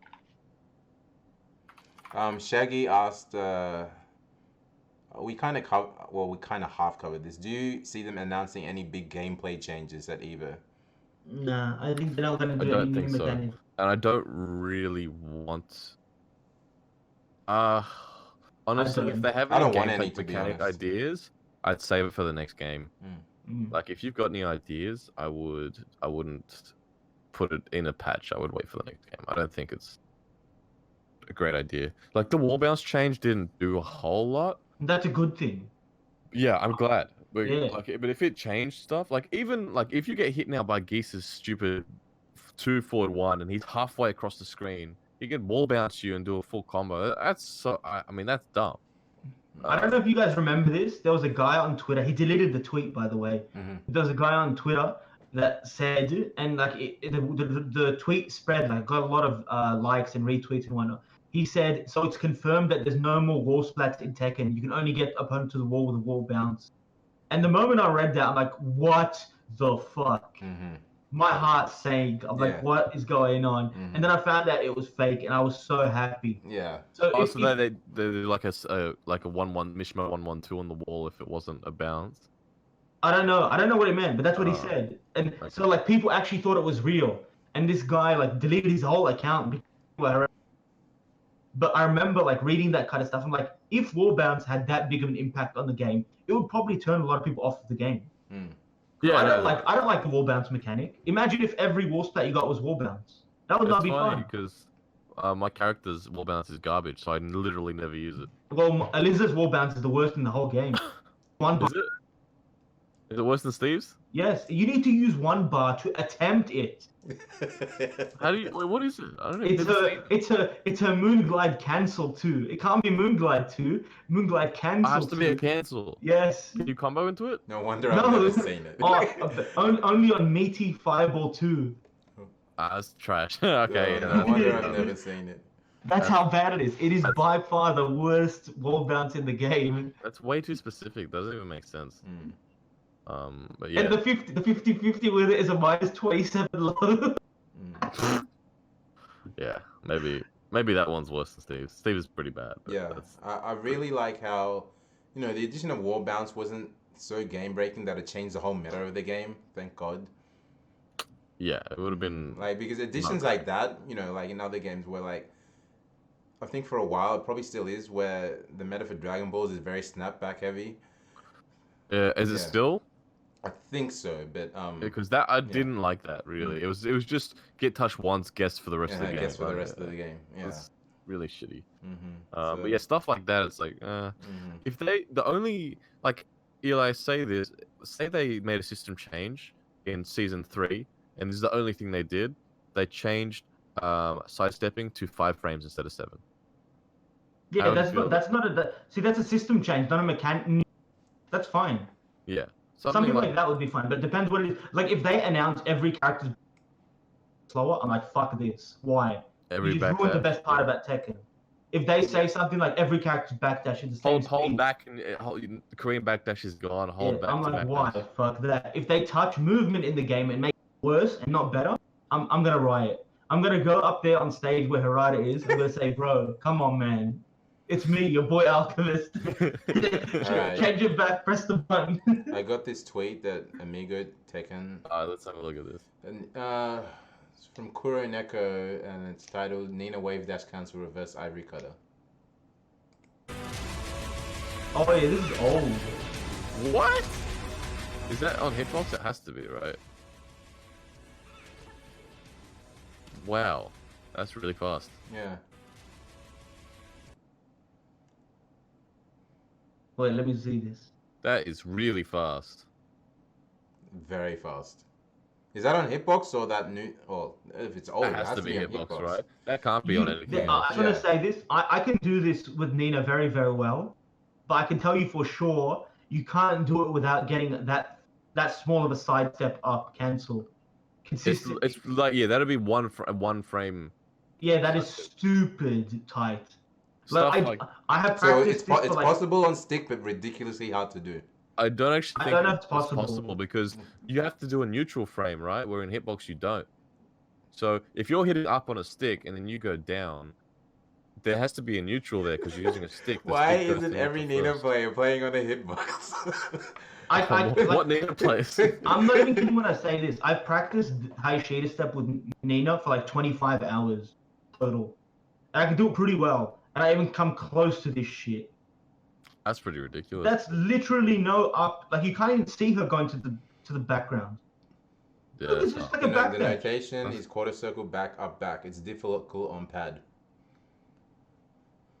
This one in one of the So, comments. I mean, this is obviously possible on pad, but is it possible to do it like this? I don't know. I have no idea if this is actually possible to do on pad with this kind of No, I don't think so. speed. Like, Not is it with one possible? hand. Not with one hand. Like, I've seen one frame wave dashes, or like perfect frame wave dashes. Yeah, me too. I don't think that's possible on Yeah, stick. it's not possible. Like, I don't think there's a lot of stuff that just isn't possible, which is just, yeah, which can be considered an unfair advantage. But I don't know. I'm trying to find this shit. How specific a situation is up there? It's not that it's the situation. It's that it's possible. Well, yeah. That sidestep one that we showed though with the Steve, that is super useful. Mm-hmm. And that's a huge advantage because, like, no one's if you put someone in crouch, and you know this move can beat all their options, and then they do something that's literally impossible unless they're a hitbox player. You're just like, what the fuck? Like, what the hell am I supposed to do? Oh my god, I'm just rewatching it. Yeah, that's Look not how- possible. Look how fast it is. What the fuck? That's so ridiculous. It looks pretty cool though. Moving AOP, yeah, amigo. It's like AOP plus backdash. I'm trying to find this video, but I can't find it. It's a guy wave dashing. Like he did so what he did is he recorded a bot, and it does he uses Bob, and it's a bot that does a wave dash from every frame from frame 1 to frame 15. Like this, and it shows you the variance in speed. So like it waits that many frames between each wave dash, and then he does it on a mix box, and he can get up to 2 frames. On a mix box. Okay. Yeah. That's And I could guarantee you that's like virtually impossible on stick. I think. Wait, is this the video you're talking about? This is. I put it in the chat, but. It has a Japanese title. It doesn't have a Oh Japanese. no, that's not. Alright, wrong Yeah, one. that's not it. It's a Japanese one. That's why I can't find. But I've seen like this guy's. It's either a robot or it's a hitbox. Like on this video, it's actually impossible unless it's one of those two things. Yeah, but you can do this on Hitbox. You can't do that on stick. No, There's no way. It looks so stupid. Oh man. Imagine Kazuya coming at you like it's in real life. Can you imagine if Aiken switched to hitbox? Look at this! Holy shit! Thank God he's too stubborn to. Thank God he's too OG to be like, nah. Dude, the dude won't even like button bind. There's no way he's switching to a hitbox. Thank God, bro. Can you imagine? I can see Aiken wave dashing at me on both sides at this speed. Just, oh my God. Mm-hmm. Go away. Fuck. Run. Oh my God. Oh. Yeah, the thought is actually scary. Oh man. So yeah, I don't know. For Tekken, it's sort of up in the air. I guess banning the cross up thing. I think definitely. Mm-hmm. Regular hitbox. I mean, I don't know. I guess. I think that's a question or an issue you won't see really handled like globally until there's like an influx of players using those peripherals. I think honestly, what's gonna have to happen is something happens in tournament that's literally impossible. Mm-hmm. On stick, and then people are gonna be like, "Wait a second, Yeah, 100%, 100%, yeah, 100%. But yeah, I'm rewatching this video. It's such a stupid looking way. Just skip to the part where Jin starts. That's the best part. Did you put it on stream, Abby? Yes, I'll put it on once more. It's the hang on. It's the one you best linked in the part- Discord, yeah, Reck, or the... Yes, yeah.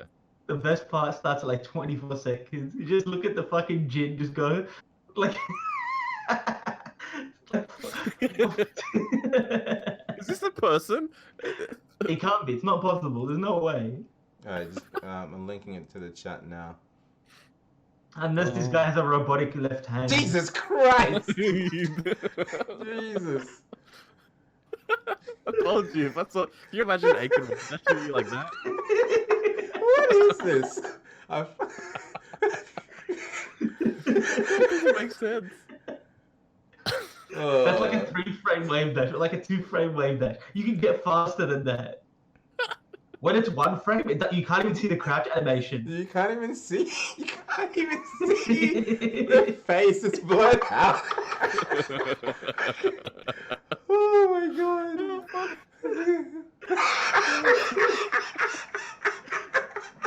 Oh shit! The backdash is just as bad. And this guy comes at you like this. What do you do? Oh my god. Oh, Yeah, I'm gonna have a lot of footnotes for this podcast. Oh my god.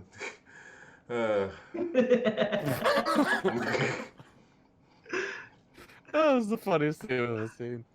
Oh fuck. But yeah. Holy Who shit. knows, man? Like, I don't know. I'm sure this has been a discussion that TOs have been having for ages. Like, what do we do about this? And there's no easy answer. But it could just get it's $1 in it. It's like online $1. Yeah, like you said, something game breaking would have to happen, like during like a major tournament or something. Because like even if something like this happens on the local level, it'd be rules for that region. There's no way it would affect the grander international level.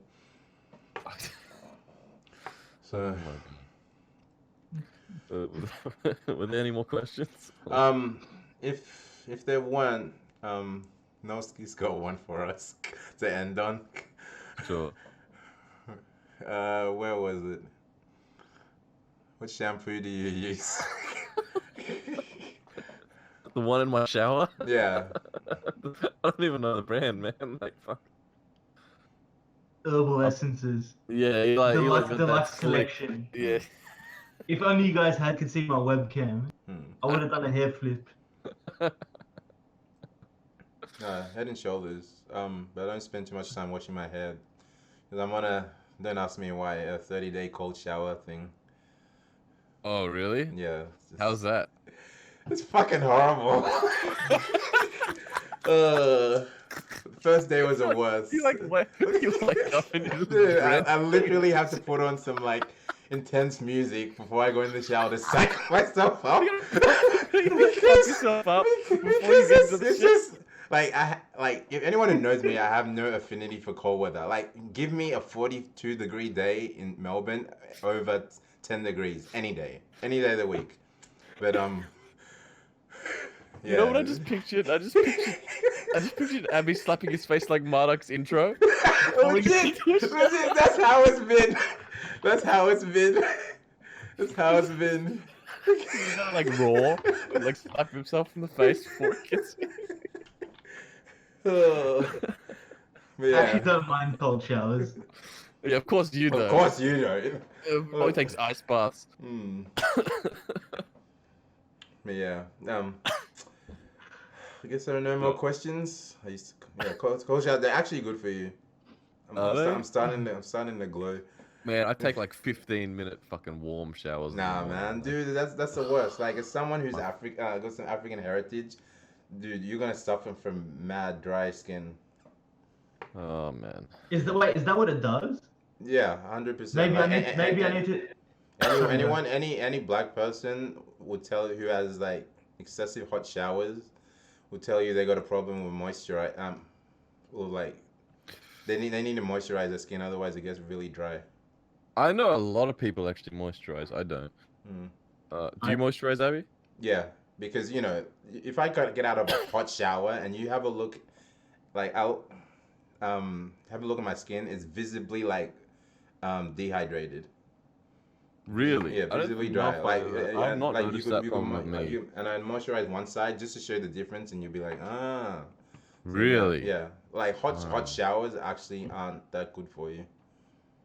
That's very interesting. Yeah. I moisturize every day, Mm. and that's because I have sensitive skin and eczema on some parts of my body. Mm. So I have to moisturize everything basically. I'll have to look into that. Yeah. Quality of life choices here on the B stance. Definitely moisturize, and every once in a while. Look, if you're not gonna have cold showers, just like have like for the last 30 seconds of your hot shower, make it cold. Okay. I reckon start off cold. Dude, no, that's gonna just be detrimental. It's just because if you're gonna end hot, What about do like intervals? You start cold, you go and then You want go to break hot. like a piece of glass? What are you trying to do? dude, just suck it up and have a cold shower. It's actually you get used to it. I mean, it'll definitely wake you up. I know that. It'll definitely wake you up because you just be like, fuck. Mm-hmm. But Yeah. I don't know. I'm a bitch. I like like, oh man. Yeah. Definitely gets me psyched for the day though. All right. All right, guys. It's been a lovely beast dance as usual. We are gonna end it there though. You guys want to give shout outs? Yeah, I'll go first actually. I just want to say it's not really a shout out. I just want to plug something, and I hope you guys don't mind. Yeah, that's fine, But dude. Do what you gotta tomorrow, tomorrow on my stream, I will be hosting the first ever GG, that's Genuine Gaming, X Battlecat Bunker Dojo event. We'll starting at 7 p.m. and Genuine Gaming Saint is going to be an entrant in the tournament. I think we're going to have at least 40 people. We had 45 people for Tekken on a Friday last week, so I'm hoping to have that many people. It's going to be packed. So if anyone wants to tune in, I'll just post the link for the stream and just give me a second. Also, shout outs to Genuine Gaming and Battlecat actually event, which means we have 2 dojo events in a row, one on Friday and one on Saturday. And I'm sure everyone is happy with that in Sydney. So I'm gonna link it in chat. For you guys that don't follow, you can watch it there.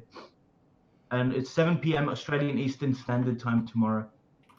But before that, I'm gonna be streaming some sets with the players coming from Melbourne. Nice. Oh, yeah. Sydney Gauntlet as usual. Yes. Well, so the thing is, we've got a tournament running at the same time, so this is going to be really. I have to figure out how exactly this is going to work. But if we stream late enough, maybe we might get a gauntlet going after Eli. But I don't know. I don't know what the stream schedule is going to be like. It'll be up to you. It's going to be rough because the schedule to the tournament is going to take like Roughly how long, sorry? 4 to 5 hours. Okay. Yeah. Oof. Yeah. Yeah. Yeah, but definitely tune into that tournament. Should be real good to check out. But, any other shout outs, Alchemist? Or? Oh, no, that's it. Thank you very much for having me once again. It was an excellent podcast. I really enjoyed this one. Nice. And it's, I'll see you guys after Evo, hopefully. Yeah, we'll definitely do a recap. Reck, shout outs? Yeah, massive shout outs to Kanga Esports for flying me out to Evo this year. We're going to be doing some damage. Shout outs to our sponsors, Thunder Insurance, Blue Mouth Direct, Cougar, Quantum Editor Keys. Big shout outs to Battlecat Bunker for every week hosting us so we can play. Shout outs to Alchemist Stream, which is going to be popping off tomorrow, which will be really good. And also, shout outs to Kuro for the 6th stream he had yesterday, and the one that I can't wait to watch in a few minutes, which is going to be Chikrin versus a bunch of other incredible Pakistani players. So, yeah. Definitely. Guys, be sure to follow Alchemist and Reck. I've got their tags on screen. If not, they're always available in the show notes. Alchemist Twitter is at Alchemist spelled 4LCH3M15T. I've learned that one as well. Dude, I got that off by heart. No. Listen. The amount of times I've had to spell that, there's no way I've not learned that. And, Listen to how fast I can say it. okay. 4LCH3M15T. Well, Yeah, well, no definitely. shit, son. expect You gotta type we that shit in as a expect you to, username on Cullen. Steam and shit. Like, And follow Reck at Reck RECK FGC. Definitely on tune into Twitter, yeah. definitely tune into these guys. Especially next week. I predict them to be doing big things at Evo, and they will say the same. Yeah, we're definitely gonna try and make some waves. If that's what you call drowning in pools. Yeah, look, it can happen, but we can go either way. Yeah, and we'll definitely catch these boys when they get back. I just want to give shout outs to everyone that's tuned in. It's always a pleasure to see people support the podcast. Thanks to everyone who helped out at the Rambat or the guys that stepped up for first TO work. I just want to give them shout outs. It's always good to see people step up for TOing. It's not a glorious role, but it's always appreciated. And my own personal shout outs to Genuine Gaming for that nice shirt they made for me. So Oh yeah, that's cool. I actually have one more shout out. Shout out to Abby for posting a challenge where he knows they're gonna lose.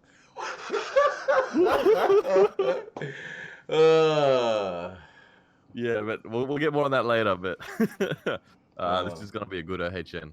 Yeah, very good, very good.